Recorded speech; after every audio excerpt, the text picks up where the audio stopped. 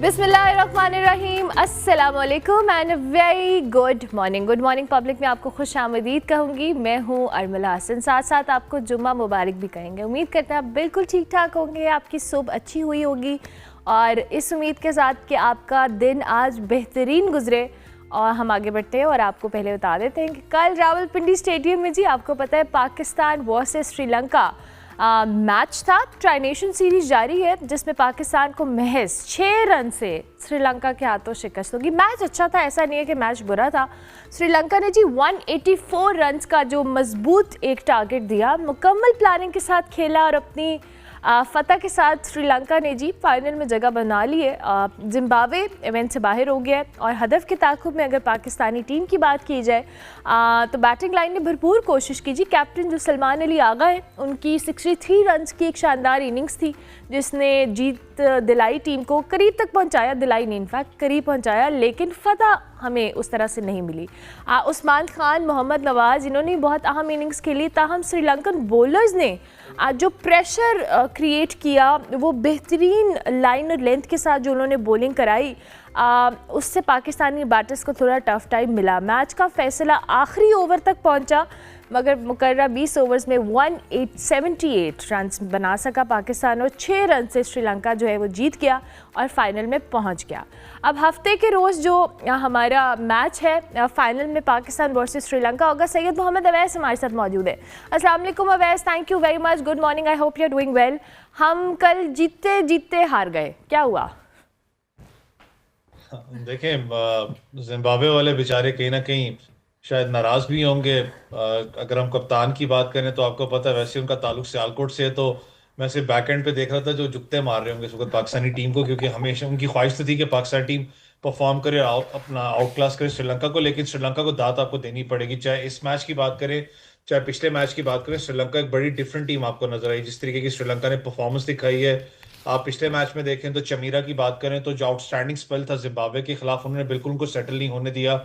Zimbabwe की थोड़ी bowling भी बड़ी वेवर्ड थी, निसांका ने बड़ा जबरदस्त परफॉर्म किया था, लेकिन कल का मैच क्योंकि इंपॉर्टेंट था कि 200 के करीब कहीं ना कहीं आपने स्कोर करना था श्रीलंका ने, लेकिन कल जिस तरीके से निसांका तो अनफॉर्चुनेट परफॉर्म नहीं कर सके, लेकिन कामिल मिशारा की बात करें, ये इंपॉर्टेंट है कि उनका ओपनिंग डिपार्टमेंट परफॉर्म करे, क्योंकि उनका ओपनर्स आपको पता है एक एक करके परफॉर्म कर रहा है। मिडल ऑर्डर की बात करें, स्टिल मैं कहता हूं कि वो थोड़ा सा एज सच तगड़ा नजर नहीं आता, क्योंकि जब आप मिडल ऑर्डर की बात करते हैं कुशाल मेंडिस उनके पास है, उसके अलावा कुशाल परेरा मौजूद है। मुझे खुद फील होता है कि कुशाल परेरा को शायद ऊपर बैटिंग करनी चाहिए, क्योंकि पूरी जब भी उनको मैंने देखा है अपना श्रीलंका टीम में या किसी लीग टीम में तो ओपन करते हैं और बड़े एग्रेसिव ओपनर है, लेकिन जब आप मिडल ऑर्डर की बात करते हैं तो फिर शायद जेन में आता है कि इतना ज्यादा उनके पास सीनियर स्ट्रेंथ नहीं है, तो शायद इसलिए उनको प्रमोट किया गया हुआ है मिडल ऑर्डर में देखें। लेकिन कल चमीरा को आपको दाद देनी पड़ेगी। जैसे मैंने कहा कि जिम्बाब्वे के मैच की बात करें या इस मैच की बात करें, जिस तरीके से चमीरा ने स्पेल करवाया है, खास करके डेथ ओवर्स के अंदर जाके 10 रन सेव करना। जब सलमान अली आगा की बात करें, वो बड़े सेट बैट्समैन मौजूद थे, दैट शोज के आप टेम्परामेंटली कितने स्ट्रांग हो, क्योंकि आज भी हम बात करते हैं ना कि स्लोअर वंस की बात करें या बैक ऑफ द हैंड की बात करें, लेकिन हम शायद भूल जाते हैं यॉर्कर्स कितनी इंपॉर्टेंट है डेथ ओवर्स के अंदर, और डेथ ओवर स्पेशलिस्ट आपके पास होना चाहिए। वो बड़ी जबरदस्त परफॉर्मेंस थी श्रीलंका की, लेकिन एक अगर ओवरऑल सिनेरियो की बात करें पाकिस्तान की, जो ओवरऑल मुझे भी लगता है कि शायद यही ऑलमोस्ट आपकी टीम होने वाली है वर्ल्ड कप के लिए, जो जो श्रीलंका में आपने खेलना है। शायद इसमें इक्का दुक्का चेंजेस हो, थोड़ा सा कल रिलैक्स जरूर बॉडी लैंग्वेज से सलमान अली आगा भी नजर आए होंगे कप्तान जैसो का, तो प्रेजेंटेशन में थे तो थोड़ा रिलैक्स मुझे नजर आए कि खुद परफॉर्म भी किया हुआ था, अनफॉर्चुनेटली डिलीवर नहीं कर पाए। मोहम्मद नवाज की बात करें, एक वो क्रिकेटर है जिसको अभी यहाँ पर आप कहीं पर भी यूटिलाइज कर सकते हो। 2025 में जब से वापस आए तो 6 की एवरेज से वो बॉलिंग करवा रहा है। चाहे रन रेट देखें 23 उसने कल भी किए हैं, शायद 10 या 12 बॉलों के अंदर। तो पाकिस्तान के इस वक्त यूटिलिटी क्रिकेटर्स आपको बहुत तगड़े नजर आ रहे हैं। ओपनर्स की बात कर लें, बाबर से अल्लाह करे कि मैं तो कहता हूँ कि ऑब्वियसली वो बड़ा परफॉर्म करें क्योंकि बड़े प्लेयर हैं, लेकिन इस चीज पे शायद बहुत से लोग एग्री भी करेंगे अरमला के अभी भी बाबर आजम का हमें एक चीज समझनी पड़ेगी कि जो उनका नेचुरल प्ले ऑफ स्टाइल है उसी को रहने दें। अगर आप उसको चेंज करने की कोशिश में जाएंगे तो आप स्ट्रगल करते हुए नजर बाबर आजम आपको आएंगे, और वो नजर भी आ रहे हैं। आप चाहेंगे कि उसी को वो कैरी ऑन करें, जो उनका नेचुरल प्ले ऑफ स्टाइल है उसी के ऊपर चलने दें। शायद आज भी फील होता है कि बाबर आजम से बहुत सी ज्यादा चीजें डिमांड की जा रही हैं जो कि उनका प्ले ऑफ स्टाइल नहीं है और वो उनके अगेंस्ट जा रही है। अच्छा, वैसे भी आपकी बात को, क्योंकि आप कह रहे हैं कि उनको डिस्टर्ब ना किया जाए, लेकिन बहुत सारे सीनियर लोग, जब ये एनालिस्ट भी हम टीवी पे बैठ के देखते हैं, वो यही बात करते हैं कि बाबर आजम का स्टाइल नो डाउट अच्छा है, यूनिक है, but it requires a lot of improvement. हम अगर बिल्कुल एक स्टार प्लेयर को इस वजह से नहीं कुछ कहेंगे, ये मैं उनके पर्सपेक्टिव से आपको बता रही हूँ कि वो एक स्टार प्लेयर है, वो जैसे खेल रहा है उसको खेलने दें। अगर उसकी टेक्निकलिटी या किसी चीज़ में कोई ऐसा फ्लॉ है, उसको एड्रेस करना चाहिए। Don't you agree with that? मसला ये आ जाता है, मैं थोड़ा सा इस चीज पे मुझे पता है बहुत से लोग एक बात करते हैं कि जी आप बाबर आजम की टेक्निक पे आप क्यों बात करते हैं। बहुत से लोग कहते हैं, खाली मुझे नहीं, बहुत से लोगों को कहते हैं, ऑब्वियसली बड़ा एक प्लेयर है। लेकिन मैं फिर एक बात करूंगा कि अगर मैं इस प्लेटफॉर्म पे बैठ के ऐसा एक्सपर्ट हूँ या एनालिस्ट हूँ जिसने टाइम गुजारा हुआ है इन चीज़ों के अंदर, मैं अगर उसकी टेक्निक पे बात नहीं करूंगा, मैं शायद अपने साथ भी ज्यादती करूँ और आपके साथ भी ज्यादती करूंगा कि लोग कहेंगे बैठा हुआ फिर क्यों है। आप देखें जो आपका टेक्निकल फ्लो है उस पर तो बात करनी पड़ेगी। बाबर का एक इशू रहा है और वो नजर भी आपको आ रहा है कि चाहे वो बैट एंड पैड गैप की बात करें स्पिनर्स के खिलाफ, चाहे आप पेस बैटरी की बात करें, कल मैंने कहा ना कि चमीरा की बात करें, कल के मैच की या उससे पिछले मैच की बात करें, तो जो एक आप कह सकती हैं कि एक स्पॉट था जहां पर क्रैक था विकेट के अंदर, जहां पर बॉल थोड़ा सा इन कटर बड़ा तगड़ा आ रहा था, तो उसने उसको बहुत जबरदस्त यूटिलाइज किया चमीरा ने। वो जिम्बाब्वे के खिलाफ देखें, चाहे बाबर आजम की वो जो बॉल पड़ी है उनको, उसके अंदर आप देखेंगे जो लेट इन स्विंग हुआ था उस पर वो स्ट्रगल कर रहे हैं थोड़ा सा। उनका हेड पोजीशन भी देखें, वो गिरता हुआ आपको नजर आता है। तो बहुत से मैंने कहा ना कि शायद अब बहुत सी चीजें बाबर आजम के दिमाग में चल रही हैं, शायद वो स्ट्राइक रेट को लेके हो, T20 के अंदर जब हम बात करते हैं कि पता नहीं आने वाले T20 जो फ्यूचर की बात करें उनकी जगह बनती नहीं बनती, क्योंकि आपको तेज क्रिकेट खेलनी है। ये बहुत सी चीजें चल रही हैं इस वक्त बाबर आजम वाले मामले में। तो बाबर आजम को मैंने कहा ना कि जो उनका नेचुरल प्ले ऑफ स्टाइल है उस पर खेलना चाहिए। अगर आप उससे बहुत ज्यादा डिमांड करोगे तो वो आपके अगेंस्ट जाएगी। यही बाबर आजम जिस वक्त टीम के अंदर मौजूद नहीं थे, मैं इस चीज पे एग्री भी करता हूँ कि आपकी टीम मुश्किल से 150 160 170 तक जाती थी। बाबर आजम का मैं फिर कह रहा हूँ कि शायद 30-50 पे होना या 30-40 पे होना मेरे लिए इंपॉर्टेंट है, क्योंकि वो फिर एक बीच में स्टेबिलिटी लेके आएगा इनिंग्स के अंदर, जहां आपको जरूरत पड़ेगी। जिस विकेट्स पे आप जाके इस वक्त वर्ल्ड कप आपने खेलना है, वहां पर ये चीज नहीं होने वाली कि आप कहें कि आपने हर बॉल के ऊपर गो पे जाना है। आपने वहां पर रना बॉल पे बहुत ज्यादा फोकस करना है, क्योंकि वो विकेट्स हैं जहां पर स्पिनर्स को बहुत ज्यादा फायदा मिलेगा और डोमिनेंस होगी। वहां पर आपने रोटेट द स्ट्राइक वाली पॉलिसी पे काम करना है, जो कि साहबजादा फरहान बहुत ज्यादा लैक करते हैं। उस पे मैं कहता हूँ कि शायद मिडिल ऑर्डर के अंदर जहां पर आप एक प्लेटफॉर्म ले करते हो अपने प्लेयर्स के लिए, वो मैचेस जीतते हैं या आपके लिए इनिंग्स बिल्ड करते हैं, तो बाबर का बड़ा इंपॉर्टेंट वो साथ होगा कि वो किस तरीके से पाकिस्तान टीम को लेके चलते हैं।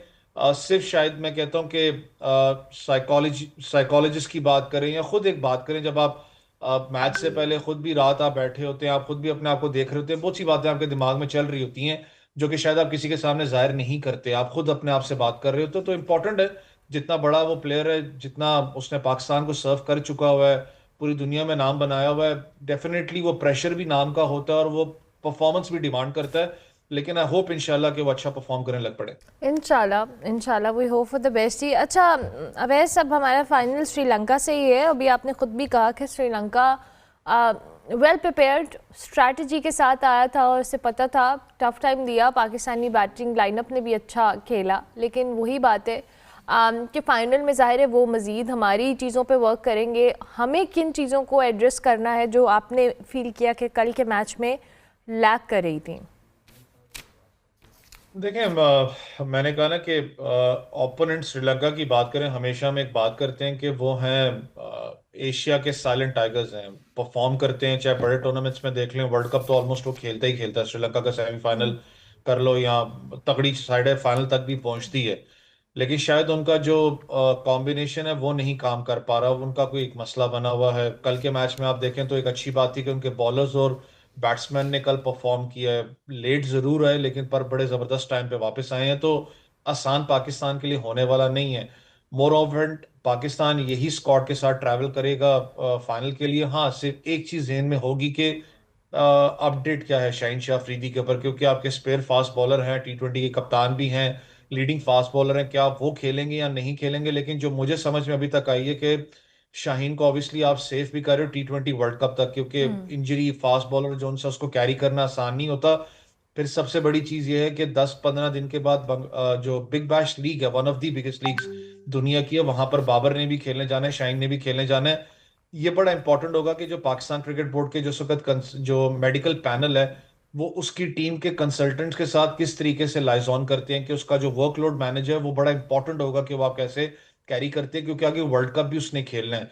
तो सलमान मिर्जा एक रिप्लेसमेंट आपके पास मौजूद है, एक बड़ी जबरदस्त रिप्लेसमेंट है शाहीन की। जिस तरीके से वो स्लोअर वन भी करवाते हैं, बॉल को अंदर लेके आते हैं। हम्म। उस्मान तारिक मैं फील करता हूँ कि उसको खेलना चाहिए। इब्रार और उस्मान तारिक अगर साथ खेलते हैं तो इसमें कोई गलत नहीं होने वाला, क्योंकि जब आप वर्ल्ड कप को नजर में रखते हैं कि यार जिस वक्त वर्ल्ड कप आपने श्रीलंका में खेलना है, अगर मैं हम्म। दोनों बॉलर्स की बात करूं, इब्रार ठीक है मैच अपना आपके एक वन ऑफ द लीडिंग अपना स्पिनर्स हैं इस वक्त, डोमिनेट भी करें, लेकिन इब्रार को बहुत सी टीमों ने देखा हुआ, एनालिस्ट ने, चाहे जब आप अपनी आंख से देखते हो, एक वो जो सी बेस्ट एनालिसिस होते हैं उसको आपने बहुत से प्लेयर्स ने रीड किया हुआ है।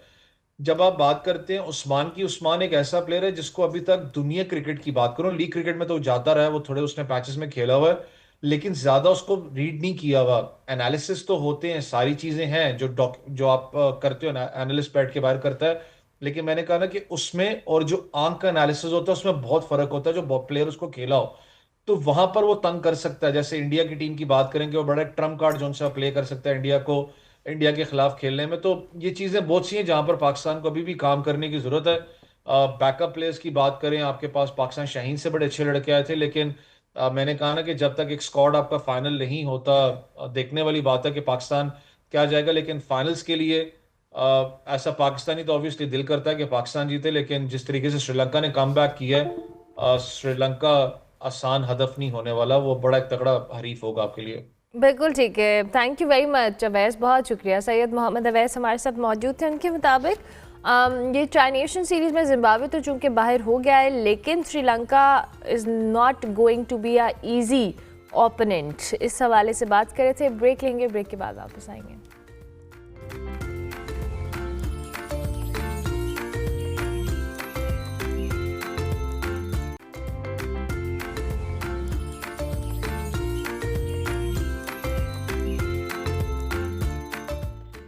Welcome back to good morning public. जी ब्रेक के बाद वापस आ गए हैं। आज हमने बात करनी है पाकिस्तान के। जब हम हर घर की बात करते हैं, इवन हम सब कहीं ना कहीं रिलेट कर पाते हैं, चिड़िया एक ऐसा परिंदा जो आपको हर जगह नज़र आता था, इवन आपके लॉन्स के अंदर, गार्डन्स के अंदर, टेरेस के ऊपर।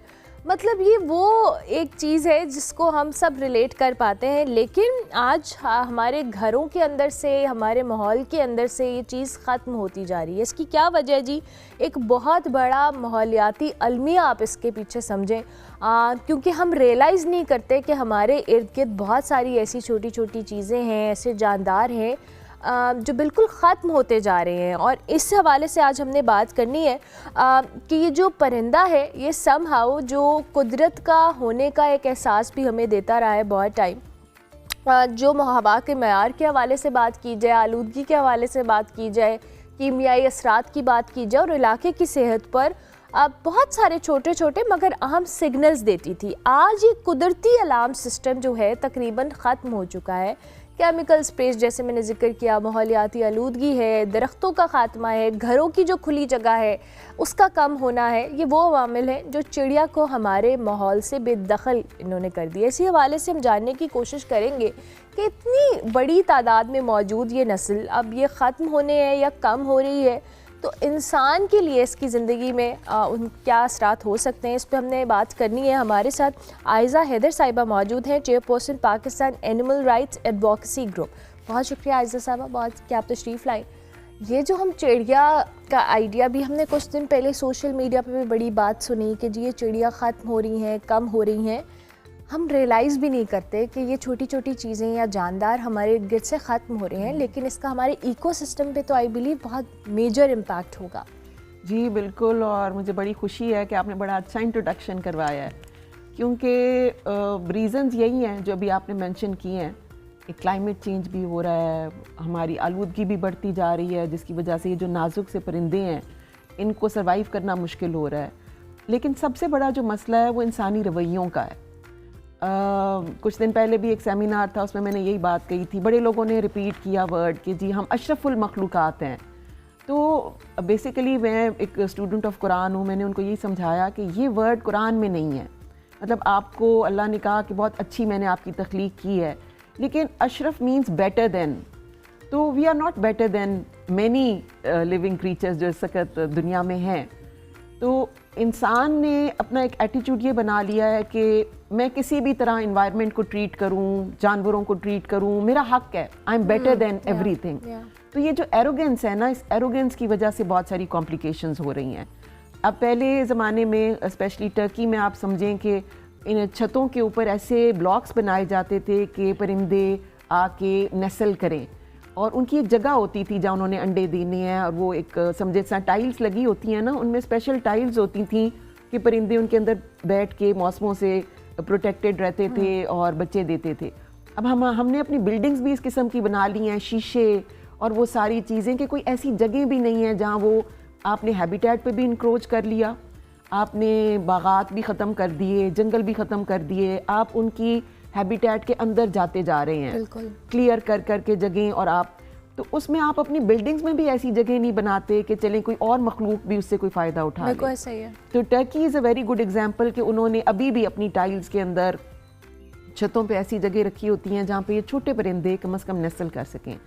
तो इंसान अपने आप को मतलब बेटर समझ के इन सारी मखलूक़ात से उनकी हैबिटेट पे भी इंक्रोच कर रहा है। फिर हमें शौक़ होता है कि हमारे लॉन्स बहुत अच्छे नज़र आएँ, उसमें फिर ये होता है कि आप इतनी ज़्यादा कीड़े मार दवाइयाँ इस्तेमाल करते हैं कि वो जो कीड़े उन्होंने खाने होते हैं छोटे परिंदों ने, वो भी ख़त्म हो जाते हैं। तो हम ऑर्गेनिक जो सॉल्यूशंस हैं उन पे भी नहीं जाते। हमें सिर्फ ये होता है कि हमारा लॉन बहुत स्पिक एंड स्पैन हो, फूल बड़े अच्छे निकले हों, लेकिन छोटे परिंदे, आपने देखा मेरे बचपन में जुगनू होते थे, सब जुगनू खत्म हो गए। तितलियां नहीं आती हैं अब। तितलियां फिर भी कुछ नजर आ जाती हैं क्योंकि फूल होते हैं। हाँ, लेकिन वो जो एक बड़ी तादाद में हम देखते थे ना कि आते जाते किसी के आरी पे बैठी हुई है किसी, वो अब चीज नहीं रही है तितलियों के। हमारा माली आता था, वो थोड़े थोड़े महीनों बाद कहता था जी स्प्रे करना। मैंने फिर आके सख्ती से मना किया कि नहीं जी मेरे इसमें ना करो, क्योंकि मेरे पास बिल्लियां भी थी, तो मैंने कहा ये ना हो कि कोई एडवर्स। लेकिन उससे यही है कि अगर आपके कीड़े मकोड़े थोड़े बहुत रहते भी हैं तो परिंदे उनको खाते हैं, उनकी ग़िज़ा है। तो इस वजह से ये छोटी छोटी चीज़ें हैं कि अगर हम ये सोचें कि जी हमने इकट्ठे रहना है और ये दुनिया सबकी है, इंसान की सिर्फ नहीं है, हम वन ऑफ द क्रीचर्स हैं जो अल्लाह ने बनाए हैं, तो फिर हम एहसास करते हैं। और आप यकीन करें कि अगर हम थोड़ा सा माहौल बेहतर करें तो ये सारे परिंदे, ये सारी चीज़ें दोबारा आ जाती हैं। मतलब ये भी मेरे एक ऑब्जर्वेशन की बात है कि मेरे घर के पीछे एक बहुत बड़ा प्लॉट था, और उस पे लोग ऐसे ही जिस तरह होता है ना खाली प्लॉट है तो वो आके शादियाँ वादियाँ ये वो शुरू हो जाते थे। तो आए गए एन एप्लीकेशन कि भाई ये रेजिडेंशियल एरिया में बड़ी डिस्टर्बेंस है तो इसको बंद करवाएं। तो उन्होंने एक बाउंड्री बनवा दी और गेट लगा दिया कि अब यहाँ पे नहीं होगा। तो with in a few months वहाँ पे ऐसे ही दरख्त से उगना शुरू हो गए, और इन अ कपल ऑफ मंथ्स मुझे वहाँ पे बहुत खूबसूरत आवाज़ें आना शुरू हो गई सुबह सुबह, मतलब चिड़ियों की भी, और अजीब सी आवाज़ें। तो मैंने कहा मैं किसी दिन ऑब्जर्व करूँगी कि कौन कौन से परिंदे हैं ये, कोई छोटे छोटे तोते, कोई मैना, फाख्ता, मतलब कोई 5-6 किस्म की आवाज़ें आपको, सिर्फ इसलिए कि वो ह्यूमन इंक्रोचमेंट बंद हुई, थोड़े से पौधे, एंड एवरी मतलब बर्ड वॉज देयर, मतलब वो वापस आ गए। तो हम अगर अभी भी कोशिश करें कि प्रेडेटर्स से इनको बचाएं, मतलब एक हमारे होते हैं कि कौवे और चील बहुत ज़्यादा हो गए हैं, वो भी इन परिंदों को नहीं जिंदा रहने देते, और एक यह कि इंसान शिकार कर लेते हैं। तो अगर हम इनको थोड़ी सी प्रोटेक्शन दें तो आई थिंक हमारे बागों में, हमारे घरों में ये सब दोबारा वापस आना शुरू हो जाएंगे। लेकिन बस अनफॉर्चुनेटली हमारे लोग थोड़े से इनसेंसिटिव हो गए हैं इस लिहाज से कि आपने देखा होगा कि सदका बर्ड्स लेके ये बहुत लोग फिर रहे होते हैं, हॉकर्स फिर रहे होते हैं। पता नहीं क्या आइडिया और कॉन्सेप्ट है, मुझे नहीं समझ। रिडिकुलस कॉन्सेप्ट है। इट्स समथिंग सो अनफॉर्चुनेट कि ये देखकर अफसोस हो रहा था कि इन्होंने चिड़ियां बंद की होती हैं चंद पैसों के लिए, फिर उनको आपस नहीं, लेकिन उन्होंने तो करना है। वो तो कहेंगे जी हम गरीब बंदे हैं और हम कोई ऐसा काम कर रहे हैं कि हमारी गुर्बत थोड़ी सी कवर हो जाए। जो लोग खरीदने वाले हैं वो रियलाइज नहीं करते कि अगर आपके बच्चे को कोई अगवा कर ले तो आप उसको क्या शाबाश देंगे, आप उसको पैसे देंगे कि आप उससे एक ग्रज फील करेंगे कि इसने। तो ये आप जंगलों से इन छोटे छोटे परिंदों को अगवा करके ले आते हैं, उनकी हैबिटेट से उनको निकाल के नेटिंग करके, विच इज़ कंप्लीटली इलीगल। बिल्कुल। आप उनको ले आते हैं और हमारे लोग बजाय उस बंदे को 2 चपेड़े लगा के पुलिस के हवाले करने के कि you are doing something illegal, आप उसको पैसे दे रहे हैं, गरीब है, अगर उसके 1000 रुपए के बर्ड्स बेचे हैं ना तो 500 आप उसको वैसे दे देंगे कि गरीब बंदा है तो चलो। मतलब ये एक मिसप्लेस्ड आपकी नेकी है कि आप अगवा करने वाले को रिवॉर्ड दे रहे हैं। सो इस आपके प्लेटफॉर्म से मैं ये जरूर रिक्वेस्ट करूंगी कि ये बिल्कुल इलीगल काम है।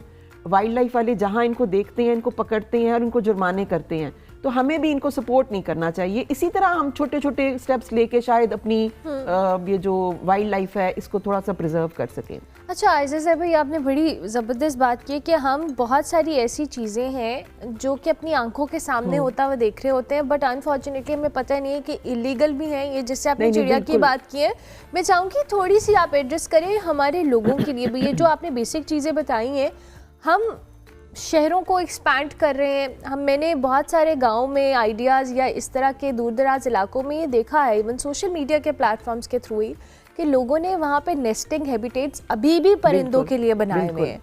हम अपने शहरों में ये आइडिया इम्प्लीमेंट क्यों नहीं कर सकते हैं?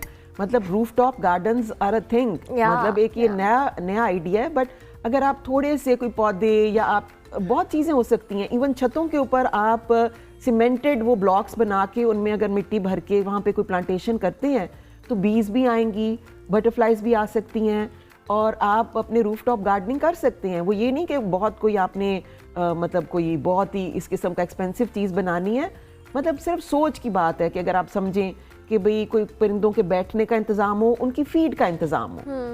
अब अल्लाह का शुक्र है कि चूंकि मैं हूँ इस फील्ड से, तो मैं सुबह सुबह छत के ऊपर थोड़ा सा दाना फेंकवाती हूँ, तो उससे तरह तरह के परिंदे आके, चिड़ियाँ, कौवे सब खाते हैं। बिल्कुल ठीक तो है। एक एहसास की बात है कि आपको लगे कि भाई हमने अपने साथ साथ अपनी इन्वायरमेंट का, अपने पौधों का, अपने परिंदों का, जानवरों का भी ख्याल रखना है। Very important. और ये छोटी छोटी प्रैक्टिसेस इवन हम गर्मियों में भी अब तो पानी रखना बहुत कम लोग करते हैं या अभी भी। पहले बहुत ज़्यादा प्रैक्टिस होती थी कि लोगों के घरों के सहन के अंदर या छतों के ऊपर, बट अनफॉर्चुनेटली हमें और भी थोड़ा सा बताइए। तो चिड़िया अभी हम नोटिस कर रहे हैं ना कि ये चीज़ें हैं, फाख्ता नहीं है, आपने जुगनुओं का जिक्र किया, ऐसी बहुत सारी स्पीशीज़ है जो अब हमें नज़र भी नहीं आती हैं। असल में ज़ाहिर है हम शहरों में रहते हैं और शहरों में मतलब जो ओरिजिनल एक इनका हैबिटेट था उसमें ये होता था कि सरे शाम अंधेरा हो जाता था और उसके बाद एक नेचुरल एक रिदम होता है जो भी उसमें। अब हमने चूंकि आर्टिफिशियल लाइट्स लगाई होती हैं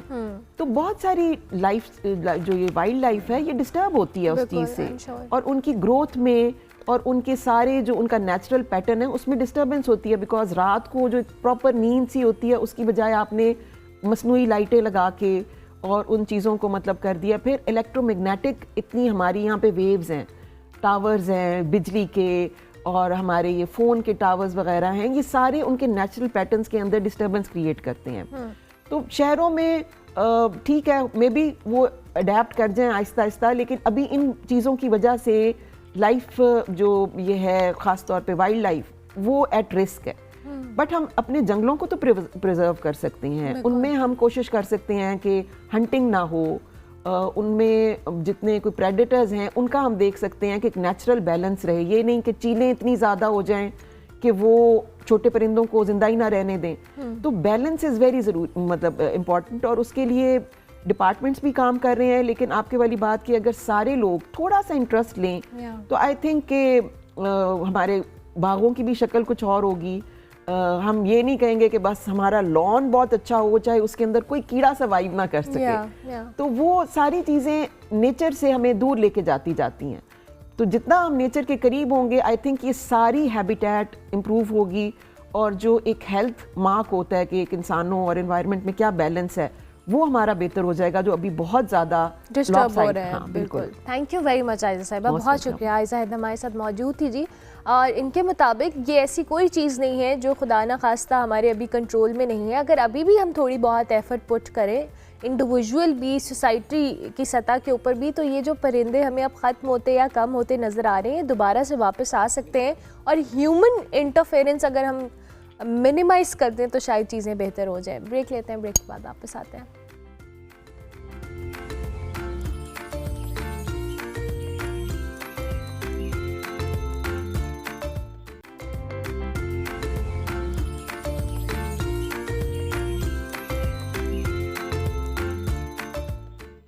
welcome back to good morning public जी। ब्रेक के बाद वापस आ गए। I am really glad. मैं अभी ऑफ एयर भी ये बात करी थी कि मैं क्रिकेट के अलावा भी ज़िंदगी में किसी और स्पोर्ट्स के बारे में बात कर रही हूँ, और आज हमने पिकल बॉल के हवाले से बात करनी है। अमेरिका का जो शहर है फ्लोरिडा, इसमें होने वाली जी पिकल बॉल वर्ल्ड कप 2025 में पाकिस्तान ने अपनी पहली शिरकत के साथ एक हिस्ट्री बनाई है। 68 कंट्रीज़ के जो प्लेयर्स हैं उनके मुकाबले में बेहतरीन कारकर्दगी का मुजाहरा किया है। 3 मेडल्स अपने नाम किए हैं, जिसमें एक गोल्ड, एक सिल्वर और एक ब्रॉन्ज मेडल शामिल है। ये टीम जी इस वक्त मुल्क के जो स्पोर्ट्स नैरेटिव है उसको बदलने वाली सबसे एक स्ट्रॉन्ग एग्जाम्पल भी बन चुकी है। आज हम इसी टीम से आपकी मुलाकात करवा रहे हैं। हमारे साथ सबसे पहले मलिक अली हैदर मौजूद हैं। इस टीम पाकिस्तान के कैप्टन हैं, इनको हम खुशामदीद कहेंगे। Thank you very much. आपने बड़ा लीडरशिप रोल प्ले किया एंड आई बिलीव आपकी जो इंडिविजुअल परफॉर्मेंस थी वो भी पाकिस्तान के लिए बड़ी अच्छी साबित हुई। क्वार्टर फाइनल तक जगह बनाई। फिर हमारे जो दूसरे मेहमान हैं वो हैं Haroon Ahmed, founder of pickleball Pakistan. आपको भी हम खुशामदीद कहेंगे। Thank you. और ये भी इस स्पोर्ट्स के लिए बहुत ज़्यादा फ़रोग के लिए काम करें। और साथ साथ हमारे साथ जी फातिमा अजीज़ भी मौजूद हैं, जिन्होंने ना सिर्फ मिक्स्ड डबल्स में सिल्वर मेडल जीता है बल्कि ख़वातीन के डबल्स में भी सेमीफाइनल तक पहुंचकर बड़ी शानदार कारकर्दगी का मुजाहरा किया है। आज हम इनसे इस गेम के स्पोर्ट्स के हवाले से, इनकी परफॉर्मेंसेस के हवाले से बात करेंगे। थैंक यू वेरी मच जी, बहुत शुक्रिया आप सबका। फातिमा आपका भी शुक्रिया। फातिमा, मैं लेडीज़ फर्स्ट के क्राइटेरिया पे अमल करते हुए आपसे पहला सवाल करूँगी। मैं भी ऑफ एयर आपके जो दूसरे हमारे मेहमान हैं से ये बात करी थी कि पिकल बॉल जैसे स्पोर्ट्स को भी हम इंटरनेशनली खेल रहे हैं, और सबसे अच्छी बात यह है कि आप लोगों ने पहली दफ़ा पार्टिसिपेट किया और पहली दफ़ा इतनी ज़बरदस्त परफॉर्मेंस दी। जी, thank you so much for having me. जी अल्हम्दुलिल्लाह, आई थिंक ये एक तो सबसे पहले अल्लाह ताला ने हमें चांस दिया, और फिर आई वुड से कि पिकल बॉल पाकिस्तान, हारून और अली भाई ने जितनी मेहनत की, आई थिंक काफ़ी क्रेडिट इनको जाता है। और फिर ऑफ कोर्स हमारे सब टीम मेंबर्स ने बहुत ज़्यादा मेहनत की, एंड हमारे जो मेडल्स लिए ऑफ कोर्स उसके अंदर जो हमारा जो सिल्वर था उसके अंदर I have to give credit to my partner because it was a mixed double. उनके बगैर it was not possible, and he is a great player. I miss having him here right now with me. For some reason he wasn't able to join, लेकिन yes it was an honour कि हम अपना सब झंडा, इतने ज़्यादा ममालिक 68 countries थी वहाँ पे जहाँ पे जाके हमने रिप्रेजेंट किया, और हमने एक लेवल के ऊपर जाके अपना सब झंडा बुलंद किया। It was really an honour, अल्हम्दुलिल्लाह। एब्सोल्युटली, और we are so proud of you. ऐसी खुशी हमें बार बार मिलनी चाहिए, बिकॉज आई बिलीव कि जो पाकिस्तानी फ्लैग हम मुख्तलिफ कंट्रीज़ के अगेंस्ट खेल कर अच्छी परफॉर्मेंस के साथ बुलंद करते हैं, आप जैसे प्लेयर्स की वजह से ही होता है। अच्छा हारून साहब, मैं आपसे ज़रूर जानना चाहूँगी, फातिमा से तो चूँकि शी इज़ अ प्लेयर, आपने इस चीज़, you are the founder of this whole thing, so I really want कि हमारे देखने वालों को बताएं कि कब आपने ये आइडिया इनिशिएट किया, और उसके बाद ये जो फ्लोरिडा के अंदर वर्ल्ड कप हुआ इसमें जो पार्टिसिपेशन थी। हाँ जी, तो मैंने ख़ुद पिकल बॉल खेलनी शुरू तकरीबन 2 साल पहले शुरू की थी मैंने। तो और फिर पिछले 1 साल में मैंने ये दिसंबर के अराउंड ही मैंने पाकिस्तान में शुरू किया था। ये शुरू मैंने यूएस में की थी खेलना, तो जब मैं पाकिस्तान आया मैंने देखा पैडल काफ़ी चल रही है, और फिर मुझे अपनी भी खेलने के लिए जगह चाहिए थी, तो I started this as a hobby at first. But फिर मैंने देखा कि there is a lot of potential for this sport, क्योंकि मैंने फिर स्टडी करना शुरू किया कि बाकी पूरे वर्ल्ड में कैसा जा रहा है। अमेरिका में तो बहुत फैल चुका है ये, इंडिया में, साउथ ईस्ट एशिया में it's the fastest growing sport right now. India में बहुत हो चुका है, मलेशिया में, फिलीपींस, वियतनाम, इन सारी जगहों पे बहुत अभी फैल चुका है। बिल्कुल ठीक है। तो that give me the motivation कि पाकिस्तान, क्योंकि it has a good history of racket sports, squash, badminton, तो एंड पिकल बॉल जो है ना, it's a combination of table tennis, tennis and badminton. तो and it's a very easy to learn game. तो मुझे वो पोटेंशियल नज़र आया था कि we could develop some good players from Pakistan. और ये जो वर्ल्ड कप वाला था, ये ऐसे ही फिर मैंने ये इनिशिएटिव शुरू किया कि why not take a team there, just let's see what happens, even though it's just a year old sport in Pakistan. Exactly, that's what I was about to ask कि आप लोगों ने 1 साल के अंदर ये टीम डेवलप की और आप लोगों ने सोचा? हाँ जी, it was a mixture of some players from Pakistan and also from the Pakistani players in the US. तो it was a mixture of that and it went very well. I am sure. Ali आप बताइएगा, जैसे अभी ये बात करें कि एक साल की तैयारी दो के एज अ हॉबी इन्होंने भी स्टार्ट किया, you become a part of this team and you led that team, how was the experience? और ये जैसे कहा बैडमिंटन, टेनिस और स्क्वॉश का कुछ मिक्सचर है। अच्छा बिल्कुल, थोड़ा सा इंट्रो अगर दे दूँ, ये बैडमिंटन टेनिस स्क्वॉश की जब हम बात करते हैं, pickleball is played on a smaller size court as compare to tennis. तो तकरीबन बैडमिंटन के कोर्ट के साइज का कोर्ट है। पैडल्स और बॉल्स हाँ, अगर मैं please, दिखा I सकूँ टू द स्क्रीन, बिल्कुल। तो this is what they look like. This is a paddle and this is a plastic ball जिसमें 40 होल्स होते हैं। अच्छी बात इसकी ये है कि very inclusive sport, low impact है, विच मीन्स कि people across ages can play it. Okay, तो okay. 8 साल के बच्चे से लेकर 80 years old anybody can play it, and we have अच्छा। seen those people play. Okay, wow. हम देखा है कॉम्पिटिशन में भी देखा है जो पार्टिसिपेट करते हैं डिफरेंट कैटेगरीज में। साथ में ये है कि इस गेम इंडोर और आउटडोर दोनों खेली जाती है। Okay. तो वो भी लिमिटेशन नहीं है कि यार आप आउटसाइड वेदर में भी खेल सकते हैं। बिल्कुल सही। और इसकी वजह से होता ये है कि इसकी एक्सेसिबिलिटी बहुत ज़्यादा बढ़ जाती है। बिल्कुल सही। I was lucky in a way कि I used to play in the US as well, और फिर मैं when I move back to Pakistan I was already in touch with Haroon. तो वहाँ पे प्लेयर्स हैं, we got in touch again, we pull them all together, set up a team और structure बनाया, और फिर हमें ये था कि यार अब फोकस करके उसके लिए कुछ ट्रेनिंग करें और पार्टिसिपेट कर सकें। तो the campaign went really well. हमने कुछ टीम इवेंट्स थे, कुछ इंडिविजुअल इवेंट्स थे। We participated in 6 of the individual events and we got medals in 3 out of them. Wow. तो डिफरेंट स्किल कैटेगरी और एज लेवल के कॉम्पिटिशन्स थे and it was an amazing journey. साथ में sport की relevance for Pakistan बहुत ज़्यादा और बढ़ जाती है क्योंकि इसका सोशल एलिमेंट बहुत स्ट्रॉन्ग है इस गेम का, और साथ में with the youth development we see a lot of opportunity for developing competitive talent as well. I am sure. अच्छा फातिमा, ख़वातीन की रिप्रेजेंटेशन आई बिलीव हर स्पोर्ट के अंदर, अब तो हम देख रहे हैं कि हर तरह से जो लड़कियां हैं वो हर स्पोर्ट के अंदर पार्टिसिपेट कर रही हैं। आप अपना जर्नी थोड़ा सा हमारे साथ शेयर करें, आपने कब खेलना स्टार्ट किया एंड आप किस तरह से इस टीम का हिस्सा बनी? So, मैं racket sports I been playing almost all my life, school से लेकर कॉलेज तक। पाकिस्तान में लाहौर जिमखाना में मैंने काफ़ी देर आई प्लेड टेनिस। सो मेरी बैकग्राउंड थोड़ी टेनिस की है, लेकिन मैंने प्रोफेशनल लेवल पे नहीं खेला। लेकिन फिर आई गॉट बिजी, लाइक जिस तरह से यूजुअली ख़वातीन बिजी हो जाती हैं with family life, trying to keep a balance with family kids. So मैंने नहीं खेला बहुत देर, मैंने रैकेट स्पोर्ट्स नहीं किया, और जो मुझे बहुत ज़्यादा एक बेचैनी लगी हुई थी कि मैं नहीं खेल रही, जो यूजुअली वुमेन को होती है when they are in sports, they love playing, they love being active. तो फिर finally and I wasn't able to find more women जो यूजुअली होता है रैकेट स्पोर्ट्स, यूजुअली टेनिस और इस तरह की गेम नहीं खेलती। Then finally I found pickleball, जिसके अंदर बहुत ज़्यादा वुमेन भी खेलती हैं, हर एज की ख़वातीन खेलती हैं। So I found a good group. पहले तो फैमिली ने खेलना शुरू किया, देन अभी पिकल बॉल खेलते हुए मुझे 2 years हुए हैं, और फिर 1 साल पहले मैं पिकल बॉल पाकिस्तान वाले ग्रुप के साथ इंट्रोड्यूस हुई, which is I think which was a blessing. So वहाँ से फिर हमने वर्ल्ड कप का स्टार्ट किया। सो अल्हम्दुलिल्लाह here we are. That's interesting. अच्छा हारून, अब ये बताइएगा, जैसे आपने कहा कि आप यूएस में भी खेलते थे, अली भी यूएस में खेलते रहे, और फिर आप लोगों ने पाकिस्तान में इसका पोटेंशियल है। हम बहुत सारे ऐसे स्पोर्ट्स पे टाइम देख रहे हैं जिनमें बहुत ज़्यादा पोटेंशियल है, पाकिस्तान में इंट्रोड्यूस, फिर एक पैडल आउट ऑफ नोवेयर आया and people started going crazy for paddle. So ये भी एक अच्छा स्पोर्ट है, और एज ही सेट के 80+ ईयर्स तक लोग खेल सकते हैं। सो कितना पोटेंशियल है, और हम इस पोटेंशियल को कैसे राइट तरीके से यूटिलाइज कर सकते हैं? नहीं एग्जैक्टली, जैसे आपने कहा कि एक पैडल एक सोशल स्पोर्ट है, उसी तरह पिकल बॉल भी एक सोशल स्पोर्ट है। इसमें हर कोई एक बहुत ही ईज ऑफ एंट्री है इसके अंदर।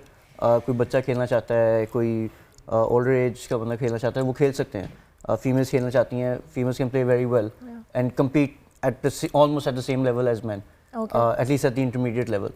तो वो जो फैक्टर है ना इस गेम का, that will increase the growth of pickleball in Pakistan. तो आई थिंक इसमें जो 1-2 चीज़ें जो ज़रूरी हैं पाकिस्तान में, ऑफ कोर्स इंफ्रास्ट्रक्चर है इसका। अभी इसका इंफ्रास्ट्रक्चर इतना ज़्यादा नहीं है, जिस तरह पैडल में I think there are more than 200 courts in only in Lahore. हर जगह कोच ही कोच है, आपको पैडल के नजर आते हैं। पिकल बॉल के आई थिंक सिर्फ 2 या 3 है। अच्छा ओके। लाहौर तो आप लोग कहाँ पे प्रैक्टिस करते हैं? अभी हम जो हमारा कोर्ट है वो है वलेंशिया टाउन और लेक सिटी वाले एरिया में, पाइन एवेन्यू डिफेंस रोड पे। तो उधर हमने दिसंबर में खोला था ये कोर्ट। तो it's about to be a year now Wow. for that opening. So inshallah we're planning on building more courts. But the good thing about this is जो अगर आप बाकी कंट्रीज में देखें ना जो केस स्टडीज़ हैं, the government was involved in that. They built the infrastructure क्योंकि इसका infrastructure कुछ भी नहीं है. It's a concrete flooring with some tennis court paint. Yeah. And then you just use paddles and balls and just a net. Okay. So it's a very cheap infrastructure setup. And जितनी भी आप US में देख लें, Malaysia या India भी, they have a lot of public courts. Yeah. आपने बस नेट सेटअप करना है, लोगों ने अपने पैडल्स बॉल्स खुद लेकर आने हैं और खुद खेलना है. Wow. So that also increases the chances of getting more better players because it's cheaper, of course. Paddle is a bit expensive. This is a cheaper sport to set up and to play. Okay. So hopefully in the coming years, privately भी और फिर government के लिहाज से भी there are going to be more courts coming up. That's interesting. ये भी हम इंटरेस्ट के साथ साथ ये इतना कोई महंगा स्पोर्ट नहीं है. अगर स्टेट भी या हमारी जो मिनिस्ट्री है स्पोर्ट्स भी, वो भी इनिशिएटिव ले इस तरह के छोटे छोटे कोच बनाकर. सो इंटरेस्ट तो है, वी ऑल नो कि लोगों को एक एक्टिविटी चाहिए स्पेसिफिकली. चूँकि मैं खुद लाहौर में रहती हूँ, we have no other activity rather than eating out, that's it. हमें सिर्फ खाना खाना है और हम कोई फिजिकल स्पोर्ट्स की तरफ नहीं आते. सो ये कितना इंपॉर्टेंट है फिजिकल एक्टिविटी भी इनकरेज हो, एक स्पोर्ट को भी हम डेवलप कर लिए. और जैसे आप लोग इंटरनेशनली गए हैं, आइंदा हमारी और टीम्स भी चाहें. बिल्कुल. देखें, एक हेल्दी स्पोर्ट्स की एक्टिविटी जो एक हेल्दी लाइफस्टाइल को प्रमोट कर रही हो, I think we have seen a good evidence of that in the past racket sports जो पाकिस्तान में खेली जाती हैं. और रिसेंट आपने पैरेलल की बात की, तो in the last 3-4 years we have seen कि देयर इज़ दैट हंगर कि यार we need to have some activity in specially in the top urban centres जो हमारे हैं. व्हाट वी सी इज़, जिस तरह हारून ने कहा कि यार social activity, it's a very good social activity जो across ages, across genders, it works really well. Health और fitness promote करती है. और last I would also add कि जितनी हमारी we have a huge young population in Pakistan. तो हमारे schools, colleges, universities में जितने बच्चे हैं who are playing different sports at a competitive level participate करना हो, तो we see a lot of potential कि उस talent को from other racket sports भी इस racket sport को भी introduce कराया जाए with the right infrastructure. And then we think we can make a mark on the world stage. इंशाल्लाह for sure. Thank you very much जी, बहुत शुक्रिया आप सबका कि आप लोग तशरीफ़ लाए. हारून साहब हमारे साथ मौजूद थे, अली हैदर थे, Fatima thank you very much, आपका भी बहुत शुक्रिया. जी पेडल स्पोर्ट्स जहाँ पे हम डिस्कशन कर रहे थे पिछले कुछ दिनों में, अब ये पिकल बॉल हमारी टीम गई है फ्लोरिडा के अंदर, खेला है, मेडल्स जीत के आई है. सो आई बिलीव कि पाकिस्तान के अंदर पोटेंशियल बहुत ज़्यादा है. राइट लोगों को राइट टाइम पे राइट डिसीजंस लेने हैं, तभी हम इस तरह के दीगर स्पोर्ट्स को भी प्रमोट कर सकते हैं. ब्रेक लेते हैं, ब्रेक के बाद वापस आते हैं.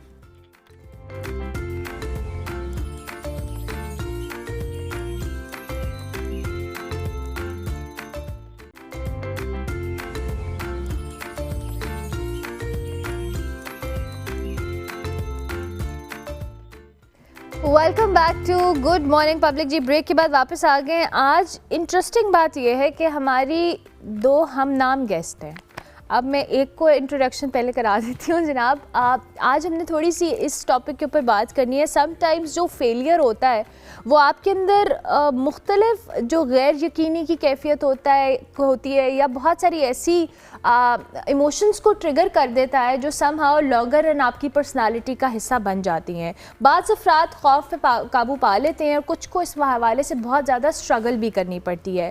और यही जो खौफ होता है या फेलियर का खौफ होता है, आगे आइंदा आने वाली ज़िंदगी में अगर वो कुछ अचीव करना चाहते हैं तो वो उनके अंदर बैठा होता है और वो समहाउ उनके लिए उस चीज़ को एड्रेस करना भी मुश्किल होता है और उस तक पहुंचना भी बहुत मुश्किल होता है. हमारे बहुत सारे हमने अपने टीचर्स के मुंह से सुना हुआ है कि नाकामी कामयाबी की कुंजी है और खौफ कामयाबी के दरमियान सबसे बड़ी रुकावट है. तो आज हमने इसी हवाले से बात करनी है. आमना अली हमारे साथ मौजूद हैं जी, होलिस्टिक एम्पावरमेंट कोच हैं, NLP मास्टर कोच हैं और MBIT ट्रेनर हैं. उनको हम खुशामदीद कहेंगे. थैंक यू वेरी मच आमना, बहुत शुक्रिया आपका. और साथ साथ जो दूसरी हमारी आमना है वो हमारे पास बहुत दफ़ा शो में आ चुकी हैं, न्यूट्रिशनिस्ट है, हमें बड़ी अच्छी टिप्स देती हैं. आज हमने पुरानी ग़िज़ाओं के हवाले से बात करना है, ख़ुसूसन जो हम रवायती कुदरती बहुत सारी ऐसी चीज़ें इस्तेमाल करते हैं जो कम प्रोसेस शुदा समहाउ हम डाइट कहते हैं, जिसमें हम दालें, अनाज, इसके ऊपर भी बात करेंगे. दूसरी जानिब जी इसको हम साइंसी पर्सपेक्टिव से भी देखेंगे, साइंटिफिक पर्सपेक्टिव से, कि जो हम ऑर्गेनिक चीज़ें इस्तेमाल कर रहे हैं, कंज्यूम कर रहे हैं, इनका कितना हमारी सेहत के ऊपर अच्छा इम्पैक्ट है, और उन चीज़ों के निस्बत जो कि प्रोसेस्ड हैं और वो इतनी ज़्यादा हमारी रूटीन के अंदर, हमारे लाइफस्टाइल के अंदर शामिल हैं। सो आमना, आपको भी हम खुश आमदीद कहेंगे। थैंक यू वेरी मच, बहुत शुक्रिया। थैंक यू अरमाला। आगाज़ आमना आपसे करते हैं, ज़रा हमें बताइए जो नाकामी का खौफ होता है ये क्या होता है, और ये जब आपके अंदर आ जाता है तो फिर आपको हर चीज़ बहुत मुश्किल लग रही होती है और आप कुछ भी प्रॉपरली एग्जीक्यूट नहीं कर पा रहे होते हैं। Thank you for having me on your show. नाकामी जो है ना, एक इंसान की कुदरती चीज़ है। शायद हम जेनेटिकली बने हुए इस तरह है कि हमें सर्वाइवल मोड में रहने का एक सर्वाइवल इंसान का एक बेसिक इंस्टिंक्ट है। मगर इंटरेस्टिंगली अगर आप देखें कि एक छोटा बच्चा जब पैदा होता है तो वो निडर होता है, और वो जितनी भी दफ़ा गिरे, जितनी भी दफ़ा रोए, वो अपनी बात मनवाता है। बिल्कुल। अगर वो अपने चबी चीक्स के साथ he is you know completely open to anything, he will fall and get up again, and तो वो हम कंडीशन जब हो जाते हैं ना इन्वायरमेंट से, ऐसे नहीं करना, ये हो जाएगा, हम अपने बच्चों के दिमागों में सब कॉन्शियसली फेयर खुद इनकलकेट कर रहे होते हैं। तो ये तो एक कोर आपको बात समझ आती है। फिर उसमें से बाहर निकलना, एक इंसान, जो लोग सक्सेसफुल होते हैं अपनी ज़िंदगी में, वो उस आर्ट को, उस स्किल को डेवलप करते हैं। ये एक स्किल है जो हमने खुद से सीखना है, क्योंकि वो एक हमारी डीएनए में मौजूद है। वो हम, एक बच्चा जब पैदा होता है तो वो फेयरफुल नहीं होता है, मगर उसके अंदर जो कंडीशनिंग की जाती है उसकी वजह से वो अपने अंदर फेयर बिल्ड कर लेता है। So I think as parents we have to be mindful of how we are guiding our children, and also as adults it is our responsibility to relearn those skills of becoming fearless. And ये जो आपने शुरू में intro में बात की कि जो कुंजी जो कामयाबी की है वो फेयर से बालातर होने की है, खौफ से निकलने की। तो वो गिरते हैं शहसवारी मैदान जंग में, तो गिरने से डरे मत, क्योंकि जितनी दफ़ा आप गिरेंगे उतनी दफ़ा आपको तरीका आएगा कि मैं दोबारा किस तरह से खड़ा हो सकता हूँ। सो ये ज़िंदगी के मराहिल हैं, इनको आपको you know keep your head high. Absolutely. ऐसे तो बिल्कुल हम अगर इन्हीं डर खौफ में रहेंगे तो बहुत सारे लोग जो बहुत कुछ अचीव करना चाहते हैं उनको बड़ा चैलेंज होता है। अच्छा आमना, अब हम ज़रा दूसरी आमना के ऊपर आते हैं। ये जो हम कुदरती या ऑर्गेनिक फूड्स की बात करें, मुझे याद है कि हमारे पहले घर में बहुत सारी ऐसी जो अनाज हैं, गंदम के अलावा उसकी रोटी बनती थी, बहुत सारी ऐसी चीज़ें हमने टेस्ट की हुई है, जो कि जौ की रोटी है या बेसन की रोटी है, ये बहुत सारी ऐसी चीज़ें हैं दालों के हवाले से। आई रिमेंबर अभी भी दालों वाली रोटी बनती है। सो लेकिन ये अब बहुत आम प्रैक्टिस नहीं है, बहुत सारे घरों में होती है, बहुत सारे घरों में नहीं भी होती। लेकिन अब टाइम दोबारा से लोग जब ये मुख्तलिफ डाइट्स पे आना शुरू हुए हैं ना, तो अब सबको पता लगा है कि ये हेल्दी चीज़ें हैं। ज़रा हमें बताएं। हाँ, सो बेसिकली हमारा देखें, ऑर्गेनिक फूड का ट्रेंड अब आप भी देख रही हैं कि बहुत ज़्यादा तेज़ी से आ रहा है, और अब तो डॉक्टर्स भी बल्कि ये चीज़ कहते हैं कि prevention obviously is better than cure. तो आपकी जो डाइट है, आपका जो लाइफस्टाइल है, overall that is basically prevention. अगर आप टाइमली उस पर फोकस कर लेंगे तो वो आप बहुत सारी बीमारियों से बच सकते हैं, क्योंकि आई थिंक जो बीमारियों का आगाज़ है वो होता ही गलत डाइट से है। और ऑर्गेनिक डाइट की जैसे हमने बात की, तो हम थोड़ा सा यहाँ पे ना डिफ्रेंशिएट कर लेते हैं कि ऑर्गेनिक डाइट और प्रोसेस्ड डाइट जो उसमें फ़र्क क्या है बेसिकली, ताकि हमारे देखने वालों को डिफरेंस पता हो। बिल्कुल सही। सो ऑर्गेनिक डाइट बेसिकली वो ऐसी डाइट है या ऐसा आपका फूड है जो क्लोज टू नेचर है। फॉर एग्जांपल, अगर कोई गाजर है, कोई भी सब्जी है, आप उसको रॉ या हल्का सा स्लाइटली कुक करके खा रहे हैं, तो that is considered as organic, कि बहुत ज़्यादा आपने उसमें हीट नहीं दी, बहुत सारे इंग्रेडिएंट्स नहीं ऐड किए, उसको एज इट इज़ आप कंज्यूम करें।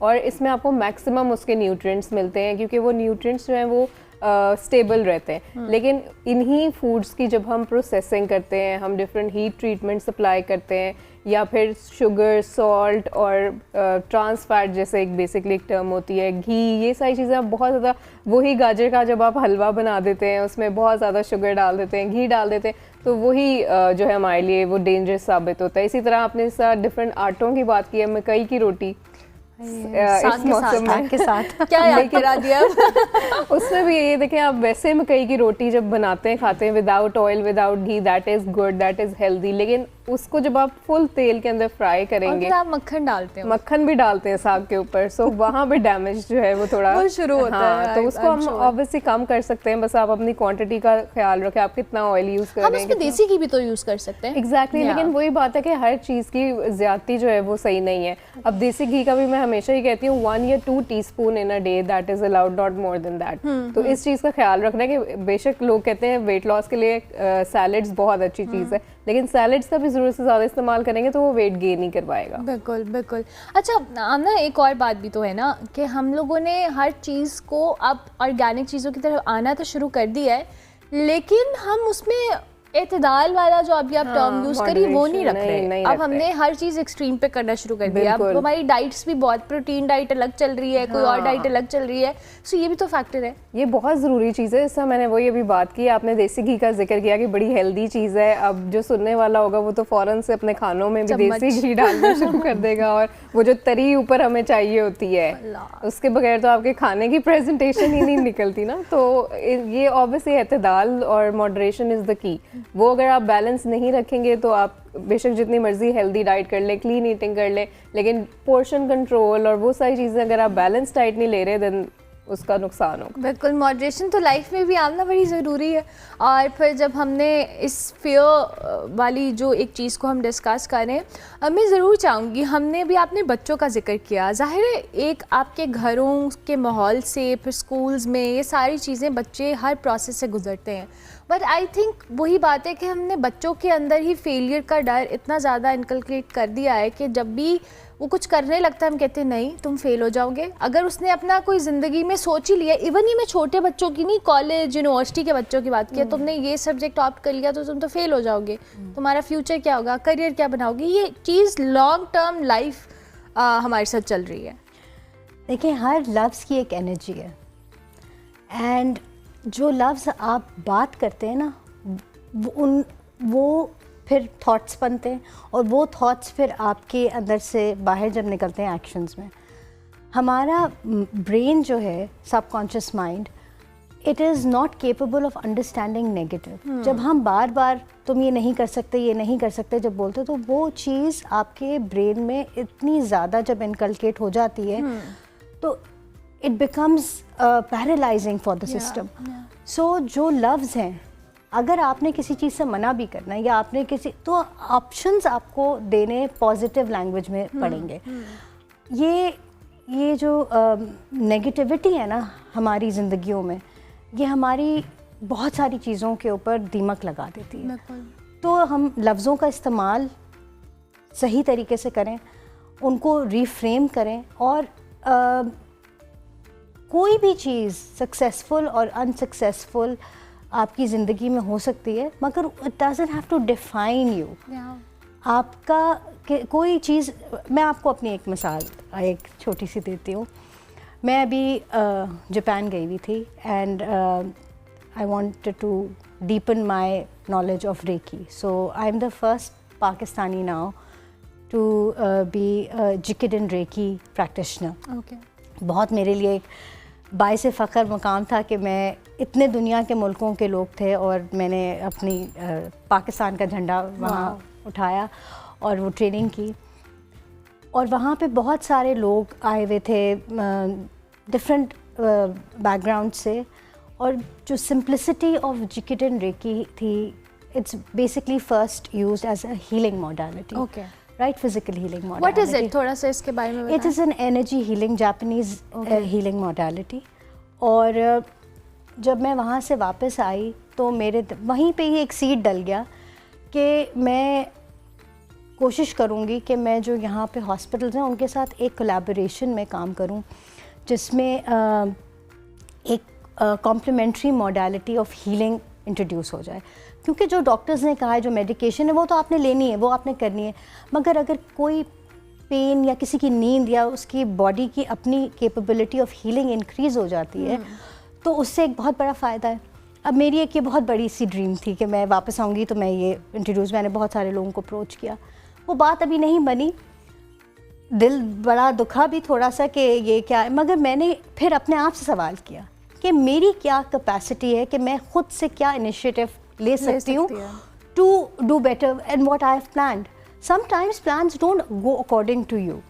तो अल्हम्दुलिल्लाह कैंसर इज़ अ कॉज जो मेरे दिल के बहुत करीब है, और ऑब्वियसली जो मेरे पास क्लाइंट्स आते हैं अल्हम्दुलिल्लाह दे हेल्दी पीपल, तो मैंने ये सोचा कि मैं 3 slots, because I have to be mindful कि मेरे पास क्या टाइम है, क्या एनर्जी है, क्या प्रैक्टिकलिटी है, 3 लोग मैं ऐसे चूज़ करूँगी जो कि मेरे पास आएँ और मैं उनका फ्री ऑफ चार्ज, क्योंकि मैं एक चीज़ सीख के आई हूँ, मैं उस चीज़ को इंट्रोड्यूस करना चाहती हूँ अगर किसी की किसी भी लेवल पे हीलिंग होती है उसके लिए। तो एक नाकामी आई, मैंने उसके बारे में ज़्यादा सल्क नहीं किया और सोचा कि मैं ख़ुद क्या कर सकती हूँ जो मेरे कंट्रोल में, और अल्हम्दुलिल्लाह I have 1 person out of the 3 people who I have thought कि मैं कर सकूँगी, तो उनके मैं सेशंस ले रही हूँ एंड उनको कुछ बेहतरी आ रही है, तो वो सेकंड मतलब obviously there is no, I am not claiming a cure, I am not claiming कि ये कोई मैं, but you are somehow helping in whatever capacity. So इंसान, मैं अपनी मिसाल इसलिए दे रही हूँ क्योंकि इतनी सारी चीज़ें जब आप करते हैं, ज़रूरी नहीं है कि हर चीज़ आपके प्लान के अकॉर्डिंगली हो, वो आप वेरिएशन उसमें डाल सकते हैं। सो सक्सेस और फेलियर अल्लाह के हाथ में भी होता है और कुछ आपके अपने हाथ में भी होता है कि आप उसको किस तरह, किस डायरेक्शन में लेके जाएं। बिल्कुल, तो इट्स वेरी इंपॉर्टेंट कि अगर आपको कोई ज़िंदगी में नाकामी भी है तो आप उसको सही तरीके से आइडेंटिफाई करके आप उसको अपनी स्ट्रेंथ में भी कन्वर्ट कर सकते हैं। So Amna, let's talk about high fibre diets. बड़ी ज़रूरी होती है, बट हम लोगों को लगता है कि उससे हमारी कैलोरी ज़्यादा इंटेक हो रहा है, हम उससे वेट गेन कर रहे हैं, बहुत सारे इश्यूज़ हैं। ज़रा इन इश्यूज़ को भी एड्रेस करें और इम्पोर्टेंस पे भी बात करें। बिल्कुल, हाई फाइबर डाइट के ऊपर आई थिंक इतनी ज़्यादा बात होती नहीं है, और जितनी उसकी सिग्निफिकेंस है I think it's very important कि उसके ऊपर बात की जाए। अक्सर हमारे ना अब तो डाइजेस्टिव इश्यूज़, गट हेल्थ के जो इश्यूज़ हैं, मैदे के मसाइल हैं, वो इतने ज़्यादा कॉमन हो गए हैं, हर दूसरा बंदा वो शिकायत कर रहा है, और उसकी रीज़न सबसे बड़ी, one of the main reasons is कि आपकी डाइट में फ़ाइबर जो है ना वो जितना रिक्वायर्ड है उतना है नहीं। सो सबसे पहले तो हम बात करते हैं फ़ाइबर इम्पॉर्टेंट है किस लिए हमारे लिए। फ़ाइबर बेसिकली जैसे आपने कहा, ये वेट गेन के लिए नहीं, वेट लॉस के लिए यूज़ होता है, और मतलब जितना आप फाइबर लेंगे तो वो आपकी बॉडी में से कोलेस्ट्रॉल जो है, ये कोलेस्ट्रॉल की इसकी प्रॉपर्टी, नेचुरल प्रॉपर्टी है कि आपकी बॉडी में जाके कोलेस्ट्रॉल के साथ बाइंड करता है और उसको बॉडी में से रिमूव करता है। सो जिन लोगों को हाई कोलेस्ट्रॉल है और हार्ट पेशेंट्स है बेसिकली, तो उनके लिए फाइबर रिच डाइट होना that is a very good option. And definitely अगर आप वेट लूज़ भी करना चाहते हैं तो अपनी डाइट में फ़ाइबर को ऐड करना बहुत ज़रूरी है, क्योंकि it gives you a feeling of satiety, यानी आपका जो पेट है वो काफ़ी देर तक भरा रहता है। अब ये रीज़न है कि जब मैं भी डाइट प्लान्स देती हूँ या कोई भी डाइटिशियन डाइट प्लान्स देती है, तो वो हमेशा रिकमेंड ये करती है कि आपको tip, basically weight loss tip जो वो देती है, अपना खाना जो मील है वो स्टार्ट करने से पहले, सबसे पहले आप स्टार्ट करें सैलड से, take a bowl of salad, और वो आप अगर बोल ऑफ सैलड खा लेंगे आपका पेट काफ़ी हद तक भर जाएगा, और आप वो जो 1 रोटी, 1.5 रोटी और ज़्यादा ओवर ईटिंग बेसिकली करते हैं, आप उसमें इंडल्ज नहीं करेंगे क्योंकि ऑलरेडी आपका पेट भरा हुआ होता है। तो ये एक वेट लॉस के लिए बहुत अच्छी टिप है अगर आप फाइबर को साथ इंक्लूड करना चाहते हैं। इसके अलावा चिया सीड्स जो हैं वो फाइबर की एक बहुत अच्छी सोर्स है। मैं भी एक प्री ब्रेकफास्ट ड्रिंक हमेशा रिकमेंड करती हूँ कि आप जब सुबह उठते हैं तो आप कोई मॉर्निंग ड्रिंक, लोग भी कहते हैं कि ऑब्वियसली आप डिहाइड्रेटेड होते हैं पूरी रात और सुबह उठ के कुछ पीने का दिल भी कर रहा होता है, तो चिया सीड्स फाइबर की भी बहुत अच्छी सोर्स है। लेकिन फ़ाइबर के साथ एक जो एहतियात आपने करनी है फाइबर रिच डाइट के साथ, वो ये कि पानी की इंटेक आपने ज़्यादा रखनी है। थ्रू आउट द डे आप पानी अच्छा खासा पी रहे हो, क्योंकि अगर आप फाइबर ज़्यादा ले रहे हैं, आप फल और सब्जियां फाइबर की अच्छी सोर्स हैं, सीड्स अच्छी सोर्स हैं, तो अगर ये फाइबर रिच डाइट आप ले रहे हैं तो उसके साथ पानी ज़्यादा पीना है, अदरवाइज ये कॉन्स्टिपेशन कॉज करेगा। सो अक्सर लोग ही शिकायत भी करते हैं कि हमने तो सलाद खाना शुरू किया था तो हमें तो कॉन्स्टिपेशन हो गई है, हमसे नहीं खाया जाता। तो द रीज़न इज़ कि आप उसके साथ इनफ पानी जो है ना वो नहीं ले रहे। सो ये दिस इज़ इम्पॉर्टेंट कि आप अपनी हाइड्रेशन जो है वो भी साथ अच्छी रखें अगर आप फाइबर रिच डाइट ले रहे हैं। बिल्कुल ठीक है। तो आमना, फाइबर रिच डाइट का आपने कहा कि वेट लॉस में हेल्प करता है, तो ये जो हम मुख्तलिफ डाइट्स भी देख रहे होते हैं इसमें बहुत सारी चीज़ें एक्सक्लूड करा दी जाती हैं।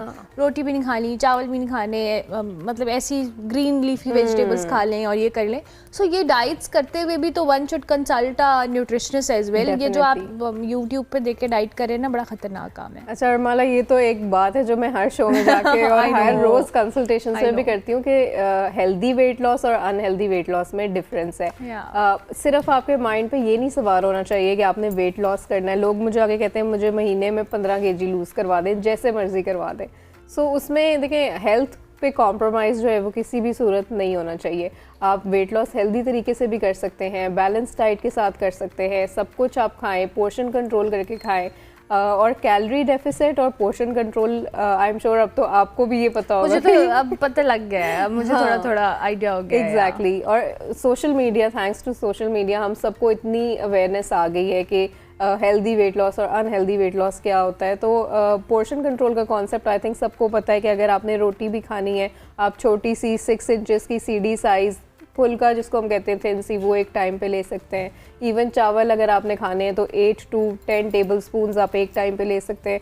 सो सैलेड्स है या जो घर में हमारा रूटीन का सालन होता है, सब्ज़ी कोई भी, वो आप 250 ग्राम्स का जो कप है वो ले सकते हैं। सो ये अगर आपको मेजरमेंट्स पता चल जाए कि क्या चीज़ कितनी क्वांटिटी में खानी है, तो I think this is the healthiest way to lose weight कि आप सब कुछ भी खा रहे हैं, आपको न्यूट्रिएंट्स भी मिल रहे हैं, डेफिशिएंसीज भी नहीं हो रही और आपका वज़न भी कम हो रहा है। मैंने तो अपना गलत एक्सपीरियंस से लेसन लर्न करके मुझे आइडिया हुआ कि मैंने आई टोल्ड यू कि आई डिड कीटो, और उसके बाद तो आई हैड द वर्स्ट। ये तो हर दूसरे बंदे की कहानी है। मेरा तो बहुत बुरा। हालांकि मैंने एक प्रॉपर कंसल्टेशन के साथ किया था, ये भी मैंने भी यूट्यूब से देखकर नहीं किया था, but here fall, skin, you know, health related issues, they were, everything is not for everyone. मतलब अगर आपकी कोई डाइजेस्टिव इश्यूज है, शौक होता है ना बस जो हमें यही मरवा ट्राई करें हम।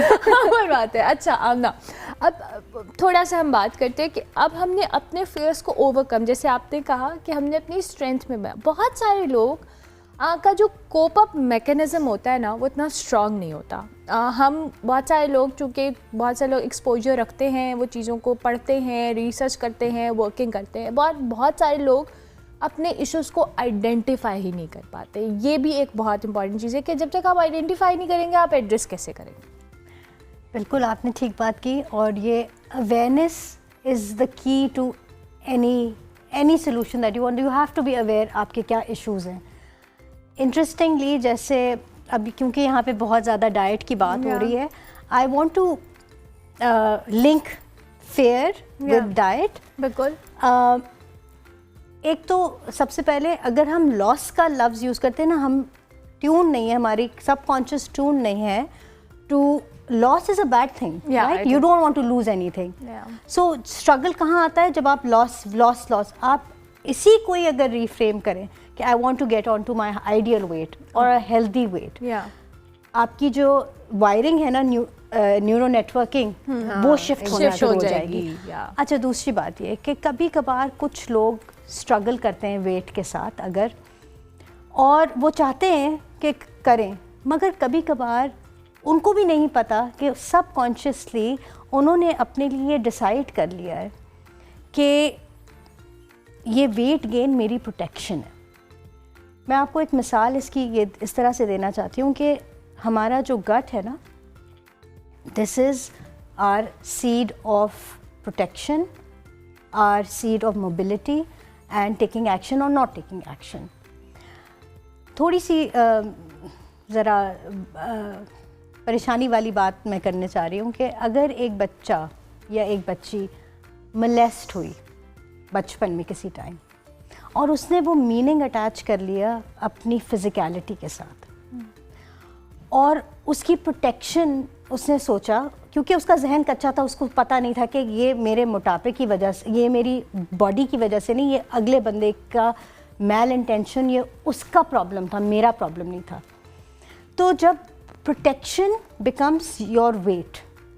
कि if I am a certain size, I will not be an attractive figure to be molested again. एक उसने अपनी थॉट बना ली. अब डाइटिशियन या वो खुद स्ट्रगल करते रहेंगे, मगर वो उस कोर इशू पे तब तक जाएंगे नहीं, उस पार्ट ऑफ हीलिंग को टच नहीं किया जाएगा, उस मीनिंग को डिटैच नहीं किया जाएगा, उस फेयर को निकाला नहीं जाएगा, तो वो वेट लॉस की जो जर्नी है या आइडियल वेट की जो जर्नी है वो उसके लिए मुश्किल से मुश्किल होती जाएगी. सो ये हम जब होलिस्टिक बातें करते हैं, चाहे वो डाइट के थ्रू हो, चाहे वो आपकी फिजिकलिटी है या हेल्थ के लिए, ये सब इंटरकनेक्टेड है. मैं आपको, जैसे आपने शुरू में MBIT ट्रेनर बोला, it's MBIT training. I'm an MBIT trainer and a coach. So MBIT is multiple brain integration techniques, and MBIT is that explains us that we have 3 brains: a head brain, a heart brain, and a gut brain. And this is neuroscience back. I mean, this is ancient wisdom coming together with neuroscience. हर चीज़ जो एक आप जो पुराने खानों की और देसी चीज़ों की बात करते हैं, हमारी इतनी सारी बातें हैं जो एक एंशिएंट विजडम के थ्रू आ रही हैं, और अब न्यूरोसाइंस हमें वो या साइंस उसको बैकअप करता है तो हम मान जाते हैं. बट वो चीज़, क्योंकि ये चीज़ हमने अपने धड़ और सर को अलग कर लिया ना, it is a whole system. And जब हम अलाइंड होते हैं, जब हमारा हेड, हार्ट और गट अलाइंड होता है, वो इकट्ठा चलना चाहते हैं, तो फिर आप मोटिवेटेड भी होंगे इंटरनली. आपकी वैल्यूज़, डिज़ायर्स और क्रिएटिविटी जो कंबाइन करके जब चीज़ करेगी तो उसके रिजल्ट्स बहुत फार फेच्ड होंगे. So we need to understand कि हमें अपने आप से के साथ बैठना पड़ेगा और अपने आप को लिसन टू आवर बॉडी. हमारी बॉडी बहुत इंटेलिजेंट है. We all have this healing capability that we can tap into, but we don't listen. Yeah, that's the issue, right? That's the core issue. We don't listen. हमने हर चीज़ को बस limit कर दिया है. You're so right कि हम दिमाग से सोच रहे हैं, हमें बाकी बॉडी में क्या हो रहा है we have no idea. अगर हम कुछ करना चाह रहे हैं, हमारा दिल कुछ और कह रहा है, दिमाग कुछ और कह रहा है, और हम कंफ्यूज्ड हैं. कंफ्यूज्ड है क्योंकि हम जो बाहर एक कंफ्यूजन देख रहे हैं ना, हमारे अंदर भी एक कंफ्यूजन है.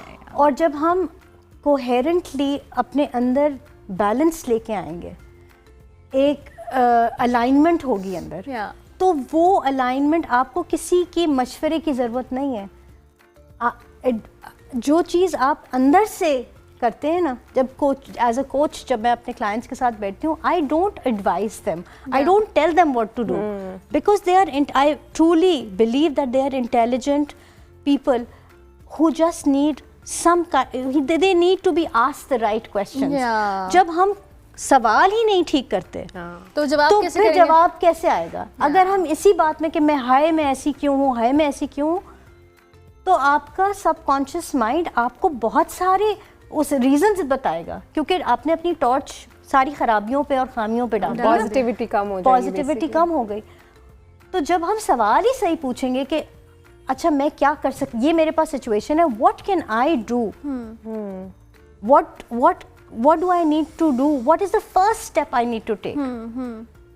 So then your internal wisdom is going to speak when you sit with it. And of course get better models. हम अक्सर ये कह देते हैं मैंने अपने अम्मा जैसा नहीं बनना, मैंने अपने अब्बा जैसा नहीं बनना, और आप थोड़े कुछ सालों बाद वही चीज़ बन जाते हैं, बिकॉज आपने अपने लिए कोई बेहतर मॉडल्स नहीं सेट किए. आपको अपनी ज़िंदगी में आप कैसा बनना चाहते हैं पहले वो तो डिफाइन कर लें, क्योंकि हम क्या नहीं करना चाहते हम उस पर फोकस कर लेते हैं, और जो बनना है वो भी नहीं बन पाते उस ना बनने के चक्कर में ना. ये भी एक बड़ा मसला है. ये बड़ी इन्होंने इंटेंस टॉक्स हो गई बात की कि लिसन टू योर बॉडी. मैं उसको यहाँ पे एक छोटी सी एग्जांपल ये भी देना चाहूँगी. This is a very important thing. जैसे हम सुन्नत भी है, अब आपका ब्रेन जो है वो सिग्नल्स दे रहा होता है ना आपको, व्हाटएवर यू आर डूइंग, या आपकी बॉडी जो भी कर रही है. तो इवन जब आप खाना खा रहे हैं ना, आपके हार्मोन्स रिलीज़ हो रहे हैं, आपका ब्रेन आपको सिग्नल दे रहा होता है कि now you need to stop, आपका टमी फुल हो गया. लेकिन हम वो जो ओवर ईटिंग में इंडल्ज हुए हुए होते हैं ना, तो ये भी एक बड़ी इंपॉर्टेंट चीज़ है कि आप, इसीलिए सुन्नत जिस तरह मैंने जिक्र किया है कि आप आराम आराम से खाएं, चुबा चुबा के खाएं, give your body time to digest. ये नहीं जल्दी जल्दी में आप खाना खा रहे हैं। उसका रीज़न यही है, साइंटिफिक बैकिंग अगर हम देखें वो यही है कि ब्रेन जो है वो सिग्नल सेंड कर रहा होता है आपके गट को, और obviously it takes some time. तो by the time you realise कि अब मेरा टमी फुल हो गया, तब तक आप बहुत जल्दी जल्दी में बहुत ज़्यादा खा चुके होते हैं। This is very important that you need to listen to your body, जो वो आपको सिग्नल दे रही है उसको देखें। यही रीज़न है अक्सर औरतें जो हैं घर हाउसवाइफ्स जो हैं वो यही कर रही होती है ना, अपने डेली के कामों में लगी हुई होती हैं, बच्चों की डाइट देख रही होंगी, हस्बैंड्स की डाइट देख रही होंगी, बच्चों का बच्चा वो खा रहे हैं खुद खा रही होंगी, और उनकी बॉडी उनको साइंस वो ये शिकायत भी कर रही होंगी कि मैं बहुत थक गई हूँ बहुत, लेकिन अपनी डाइट पे फोकस नहीं करेंगी। अच्छा आमना, मेरा एक सवाल ये है, क्योंकि जैसे अभी आपने बात की है, एक ह्यूमन नेचर भी है कि हमें जिस चीज़ के लिए हम खुद को रिस्ट्रिक्ट करते हैं या हम सोचते हैं कि हमने नहीं करना, हमारा वही करने का दिल करता है। हाँ। ये बच्चे से लेकर बड़े तक का इशू है। हमने अगर सोच लिया है कि हमने अपने मीठा थोड़ा कम करना है, बट हमें क्रेविंग उस चीज़ की होती है। और मैंने बहुत सारे लोगों को, even including my self, I have observed कि समटाइम्स मुझे लग रहा होता है कि मैंने अगर अपना शुगर इनटेक या अपना स्वीट टूथ उसको कंट्रोल करना है, और मैं कर लेती हूँ, बट एक पॉइंट आएगा कि I feel like I just want to have it, you know, वो क्रेविंग वाली चीज़ है। और ये बहुत सारे लोग जो कंट्रोल कर रहे होते हैं अपनी डाइट या पोर्शन साइज को, उनको भी प्रॉब्लम होता है। ये क्यों होता है? बेसिकली देखिए, मैं अब जिस तरह लाइफस्टाइल चेंज के ऊपर हमेशा मैं रिकमेंड करती हूँ। मेरे पास अगर कोई आता है ना कि मुझे डाइट चाहिए फॉर वेट लॉस, तो मैं उसे कहती हूँ it's not a diet, it's your lifestyle. आपने अपनी हैबिट्स चेंज करनी है। मैं आपको कोई ऐसी डाइट नहीं दूंगी जो आप 15 डेज फॉलो करेंगे, 1 मंथ फॉलो करेंगे, 2 month. I will tell you lifestyle changes कि आपने डाइट को अपनी ज़िंदगी का हिस्सा कैसे बनाना है, जो लाइफ लॉन्ग, क्योंकि कोई भी ऐसी डाइट जो सस्टेनेबल नहीं है और जिसमें बहुत सारी रिस्ट्रिक्शंस हैं, आप अपने आप को, आप फ्रेंड्स के साथ बाहर जा रहे हैं, आप एंजॉय नहीं कर पा रहे हैं, आप अपने आप को रिस्ट्रिक्ट करें, तो ये कब तक आप कर सकते हैं? आप अपनी लाइफ भी नहीं एंजॉय कर सकते, आप अपनी डाइट भी नहीं कर सकते। So you are basically in the middle of nowhere. So मैं हमेशा यही रिकमेंड करती हूँ कि लाइफस्टाइल चेंजेस जो है वो लेकर आए, अपनी डाइट को सस्टेनेबल रखें।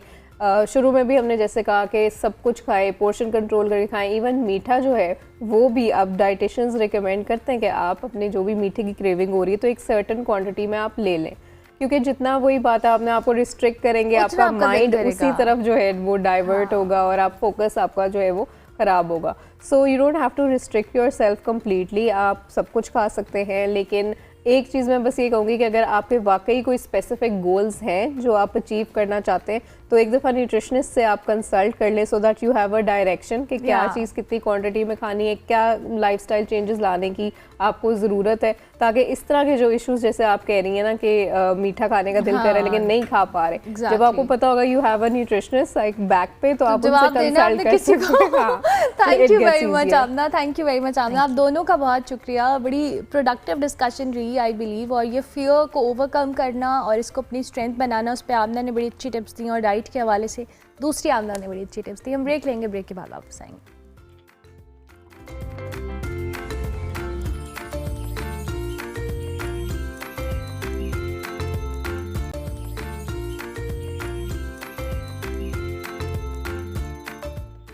Welcome back to good morning public जी। प्रोग्राम का आखिरी हिस्सा है, मैंने आपसे इजाज़त लेनी है। मेरी आपसे मुलाकात होगी अब मंडे को, लेकिन जाते जाते हम आपको लाहौर के जो तारीख़ी विरसा है उसकी बहाली के हवाले से जो काम हो रहा है लाहौर के अंदर, ओल्ड लाहौर के अंदर, उस हवाले से हमारे जो कॉरेस्पॉन्डेंट हैं हाफिज़ उस्मान, आप उनकी रिपोर्ट देखें। मैं आपसे मिलूँगी मंडे को, तब तक के लिए अल्लाह हाफ़िज़। जी बिल्कुल, वॉल्ड सिटी अथॉरिटी और निजी कंपनी के इश्तराक से अंदरून लाहौर शाही हमाम में एक एग्जीबिशन का इनेकाद किया गया है, जिसमें एक मुनफरिद फनपारे जो है वो भी रखे गए हैं, हुनरमंद अफराद हैं, उन्होंने भी शिरकत की है। इवेंट जिन्होंने ऑर्गेनाइज़ करवाया है इमरान अहमद साहब हमारे साथ मौजूद हैं, उनसे जानते हैं। इमरान भाई, बहुत शुक्रिया आपका। मुझे ये बताइएगा कि इस एग्जीबिशन में क्या क्या फनपारे जो है वो पेश किए गए हैं, और एग्जीबिशन लगाने का सबसे पहले मकसद क्या है, ये बताइए। देखिए, बहुत सारे एलिमेंट्स हैं, जैसे तहकीक करना, उसकी जस्तजू में रहना, और मेरे ख्याल में क्रोम लाहौर ने इसमें, जिसमें प्रेसिडेंट जो हैं उस्मान सईद हैं, और बाकी जो कोर टीम है सबा जो हैं वो बहुत ही उन्होंने इम्पोर्टेंट, सबा समी उन्होंने इम्पोर्टेंट रोल अदा किया है, सामिया वाइन ने, फातिमा सईद ने, फ़ाइका वकार ने, इन सब ने एक कमाल किस्म की एक इंट्रोडक्शन जो इस मुल्क में अभी तक नहीं हुई थी, कॉमनवेल्थ हेरिटेज के साथ मिलके इन्होंने इंट्रोडक्शन दी है, वो जो हमारे डाइंग आर्ट है जिसमें काशीकारी, नक्काशी और बहुत सारे ऐसे एलिमेंट्स हैं जो अब नहीं हम इस्तेमाल में ला रहे रेगुलर बेसिस पे, उनको एक तो उजागर किया है और 30 जो पार्टिसिपेंट्स हैं उनको इन्होंने ऑन बोर्ड लेके एक बहुत ही कमाल किस्म की वर्कशॉप ऑर्गेनाइज़ करवाई है। और उस वर्कशॉप के अगेंस्ट हम लोगों ने ये एग्ज़िबिशन एक पूरा क्यूरेट किया है और लकीली वर्ल्ड सिटी अथॉरिटी इसमें बहुत ज़्यादा इन्होंने हमें सपोर्ट किया है और आगा खान वालों ने भी।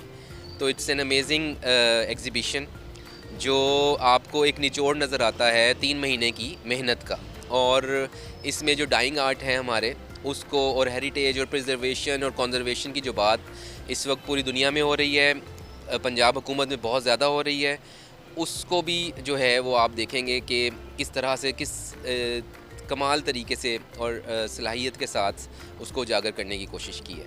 बिल्कुल ठीक है। अच्छा, हमारे ना सिर्फ पाकिस्तान में बल्कि दुनिया भर में मतलब जो हमारी हेरिटेज थी, जो हमारी ऐसी आर्ट थी, उसको हमने छोड़ दिया और नई जिद्दत की तरफ चले गए, उसमें सिमट आ गया, उसमें ये सारी चीज़ें आ गई। तो उस चीज़ को और उस चीज़ के ख़ात्मे के लिए भी आप ट्राई कर रहे हैं या मतलब इस चीज़ को प्रमोट कर रहे हैं, क्या कर रहे हैं आप थोड़ा सा बताइए। जी बिल्कुल, देखें ये सारी एलिमेंट्स हैं जिनकी वजह से जो है ना आज हम ग्लोबल वार्मिंग और बहुत सारे जो है ना आंसर उसका हम शिकार हैं उसका। अब एयर कंडीशनिंग से लेकर हम आप देखें कि माहौल की आलूदगी में हर तरह से गाड़ियाँ जिस तरह से इतनी ज़्यादा हो चुकी हैं, तो हेरिटेज को बचाना और हेरिटेज को प्रिजर्व करना और उस हेरिटेज से सीखना ये बहुत ज़रूरी है। अगर हम आप खुद देखें कि मुग़ल जितना भी आर्किटेक्चर पाकिस्तान का है उसमें हम लोग अगर उसमें जाके जब विज़िट करते हैं तो जून की गर्मी भी उतनी महसूस नहीं होती। तो क्या वजह है कि और कौन से ऐसे अंसर हैं जिसकी वजह से वो चीज़ें वहाँ पे अभी भी पंखे या एसी के बग़ैर भी आप वहाँ पे अच्छा सांस ले सकते हैं। तो वो एलिमेंट्स जो मैंने आपको शुरू में कहा, तहकीक की बात है, तो तहकीक जो है इन सारों ने बड़ी अच्छी की है, अपनी जो रिसर्च वर्क है उससे इन्होंने भी सीखा है, जो पार्टिसिपेंट्स हैं हमने भी बहुत सीखा है, और आगे इंशाअल्लाह ताला हम आगे बहुत ज़्यादा जगहों पे ये पहुंचेंगे और दिखाएंगे और सिखाएंगे भी।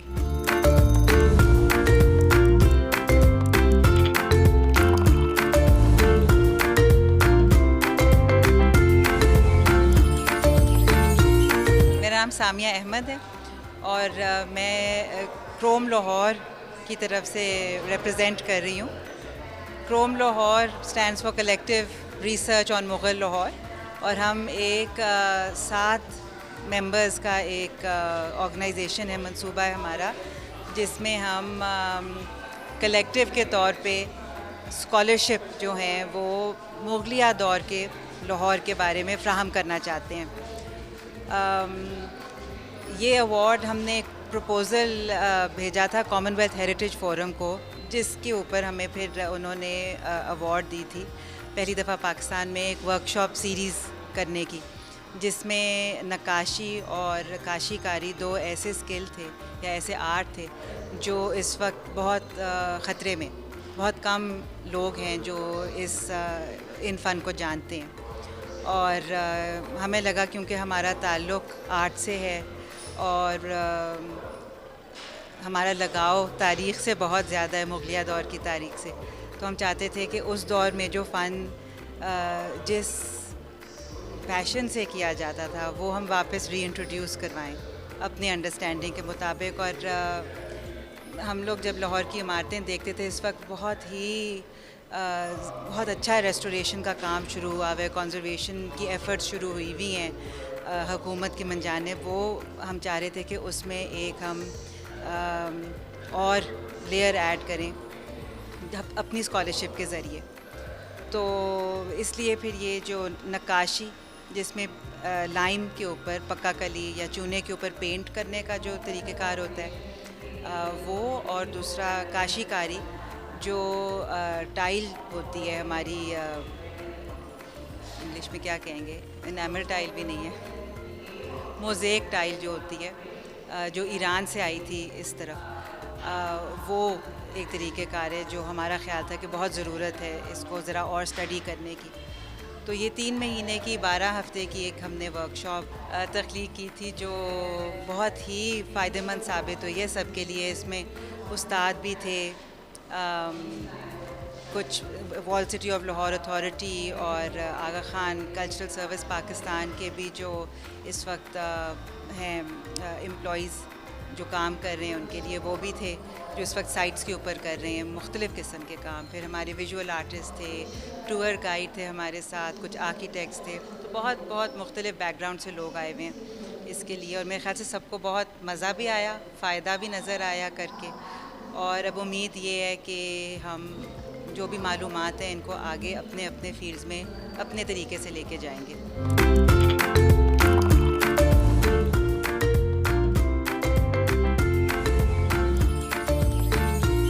लाहौर शाही हमाम में मौजूद जो एग्ज़िबिशन लगाई गई है वॉल सिटी और निजी कंपनी के इश्तराक से, उस एग्ज़िबिशन में हम मौजूद हैं। एग्ज़िबिशन में पार्टिसिपेट करने वाले अफराद भी हमारे साथ मौजूद हैं, उनसे जानते हैं कि सबसे पहले तो कैसा लगा आपको इस एग्ज़िबिशन में आके, और दूसरा क्या सीखने को मिला आपको इस एग्ज़िबिशन में, और क्या चीज़ें तब्दील करने की ज़रूरत है कि हम अपनी दोबारा हेरिटेज को स्टोर कर सकते हैं, हम दोबारा रिकवर कर सकते हैं हेरिटेज को। तो पहले तो जो जिस जगह आप आज खड़े हैं, जिस इवेंट पे आज खड़े हैं, तो ये यहाँ से स्टार्ट नहीं होता। इसके पीछे ये अप्रैल से स्टार्ट हुआ है, जिसमें हम लोगों की ट्रेनिंग हुई है फ्रेस्को में और उसके बाद काशीकारी में।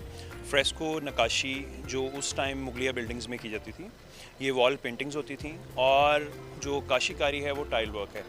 अगर आप मुगलिया बिल्डिंग्स को देखें तो टेक्निकली जो फ्रेस्को पेंटिंग्स हैं वो आपको इंटीरियर में जितने आपको जगह हैं वहाँ पे नज़र आएगी, और जो काशीकारी और टाइल वर्क है वो आपको आउटसाइड द बिल्डिंग नज़र आएगा। उसकी रीज़न ये थी कि बाहर बारिशें, मौसम जिस तरह का मर्ज़ी है वो सर्वाइव कर लेती हैं ज़्यादा इजीली रेदर देन आपकी जो वॉल पेंटिंग्स हैं। और दूसरी चीज़ ये है कि ये इस वक्त इसलिए भी बहुत ज़रूरी थी, आज भी कंजर्वेशन का काम हो रहा है और पहले भी होता रहा है। आप हिस्ट्री देखेंगे 90s में भी हुआ है, उसके बाद अभी भी हुआ है। इसमें हम लोगों ने नेचुरल पिगमेंट्स के साथ काम किया है जो उस दौर में आज से 300, 400, 500 साल पहले यूज़ किए जाते थे। उसमें हमारे लोकल पिगमेंट्स होते थे, लोकल सारी चीज़ें होती थी, गम जो होती थी वो भी लोकल होती थी, आपकी ऑर्गेनिक पिगमेंट्स होते थे जिनको यूज़ करके हमने फ्रेस्को की पेंटिंग्स की हैं। उसके अलावा जो काशीकारी है वो भी हमने बिल्कुल ट्रेडिशनल तरीके से किया है। अब आजकल जो मार्केट में अगर आप सेम चीज़ अगर आप प्रोड्यूस करते हैं तो वो आपको मार्केट में आपको उसकी डिफरेंट ब्रांड्स और डिफरेंट कंपनीज़ के पेंट्स भी मिलते हैं, आप उनसे भी कर सकते हैं। लेकिन हाँ, उसमें जो अभी आप मुझसे पूछ रहे थे कि ज़्यादा लास्टिंग क्यों नहीं है, वो लास्टिंग इसलिए नहीं है क्योंकि वो सिंथेटिक मटेरियल्स हैं। जितना नेचुरल पिगमेंट होगा उसकी लाइफ उतनी ज़्यादा होगी, वो उतना सर्वाइव ज़्यादा करेगा। और इसी तरह तो हम लोगों ने, सब लोगों ने, इवन हर पार्टिसिपेंट ने, तो 2 लोगों का ग्रुप थे, 2 टीम्स थी, कुछ लोगों ने काशीकारी की, कुछ लोगों ने फ्रेस्को किया। तो दोनों जो तरीके थे हमने बिल्कुल ऑथेंटिक तरीके से और बिल्कुल सही तरीके से किए हैं, जो ऑथेंटिक तरीका है उनका आज से 300-400 सालों से चलता आ रहा है। इवन इसमें हमारे साथ उस्ताद थे जिनके अबाव अजदाद ये काम करते आ रहे हैं, और उन्होंने भी हमारे साथ इसमें पार्टिसिपेट किया। कुछ चीज़ें हमने उनसे सीखी, कुछ हमने अपनी एक, जिस तरह मैं हूँ विजुअल आर्टिस्ट हूँ और हमारे साथ हैं कुछ विजुअल आर्टिस्ट हैं, कुछ आर्किटेक्ट्स हैं, कुछ टूर गाइड हैं, कुछ उस्ताद हैं। तो वो एक बड़ा अच्छा एक ग्रुप था डिफरेंट लोगों का। और डिफरेंट, अब जब डिफरेंट लोग होते हैं, डिफरेंट माइंडसेट के लोग होते हैं, डिफरेंट आपकी फील्ड्स हैं, तो जब आप एक चीज़ आप प्रोड्यूस करते हैं वो एक अच्छे लेवल पे प्रोड्यूस कर सकते हैं।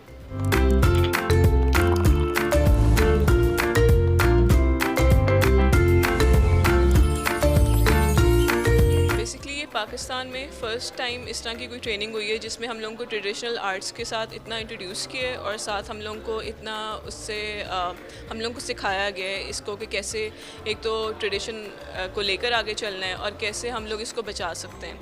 जो हिस्टोरिकल साइट्स हैं उनको बहुत ज़्यादा ज़रूरत है कि हम लोग उनको देखें, उनको समझें और उनके लिए काम करें कि सीखें वो काम और इसमें मेहनत करके हम लोग उस चीज़ को बचा सकें। तो ये पहली दफ़ा क्रोम लाहौर और CHF ने ये एक इनिशिएटिव ली है जिसमें ये लोग हम लोगों को नक्काशी जो कि फ्रेस्को है और काशीकारी जो कि टाइल वर्क मोज़ेक जो बनाते हैं उसका काम होता है। तो बेसिकली हम लोगों को इन्होंने पूरे प्रोसेस से गुजारा है।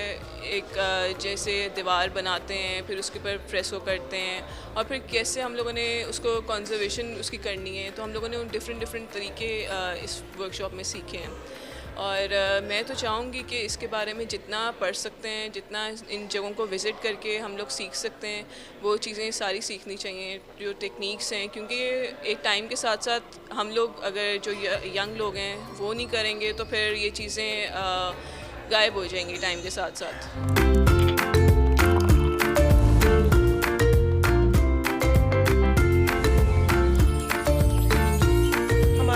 इनिशियली क्योंकि हम काफ़ी सालों से मुग़ल लाहौर के बारे में रिसर्च कर रहे थे, वो टाइम लाहौर का जब मुग़ल यहाँ रहते थे।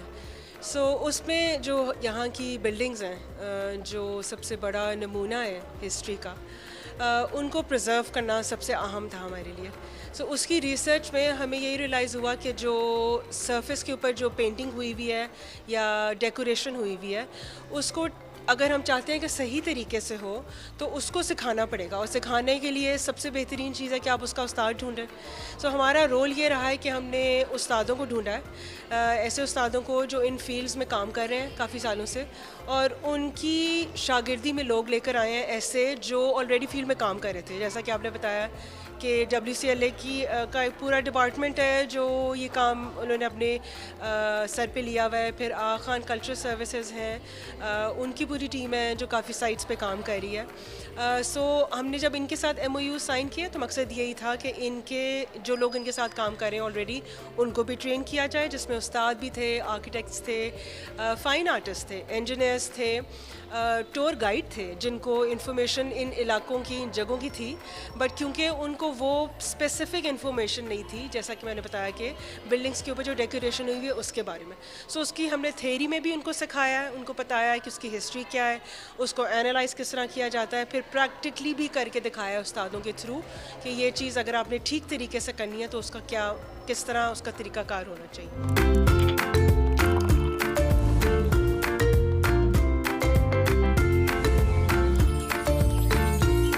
बिल्कुल आपने इस एग्ज़िबिशन को देखा है। इस एग्ज़िबिशन में वॉल सिटी अथॉरिटी और निजी कंपनी के इश्तराक से फ़नपारे जो है वो रखे गए, जिसमें पंजाब के मुख्तलिफ़ अज़ला से जो कारीगर थे उन्होंने शिरकत की और इस एग्ज़िबिशन में जो स्टूडेंट्स थे जिन्होंने शिरकत की उनको जो है वो बाकायदा तौर पर सबक दिया गया और जो हमारी हेरिटेज है उसको स्टोर करने के लिए इस एग्ज़िबिशन का इनकाद किया गया।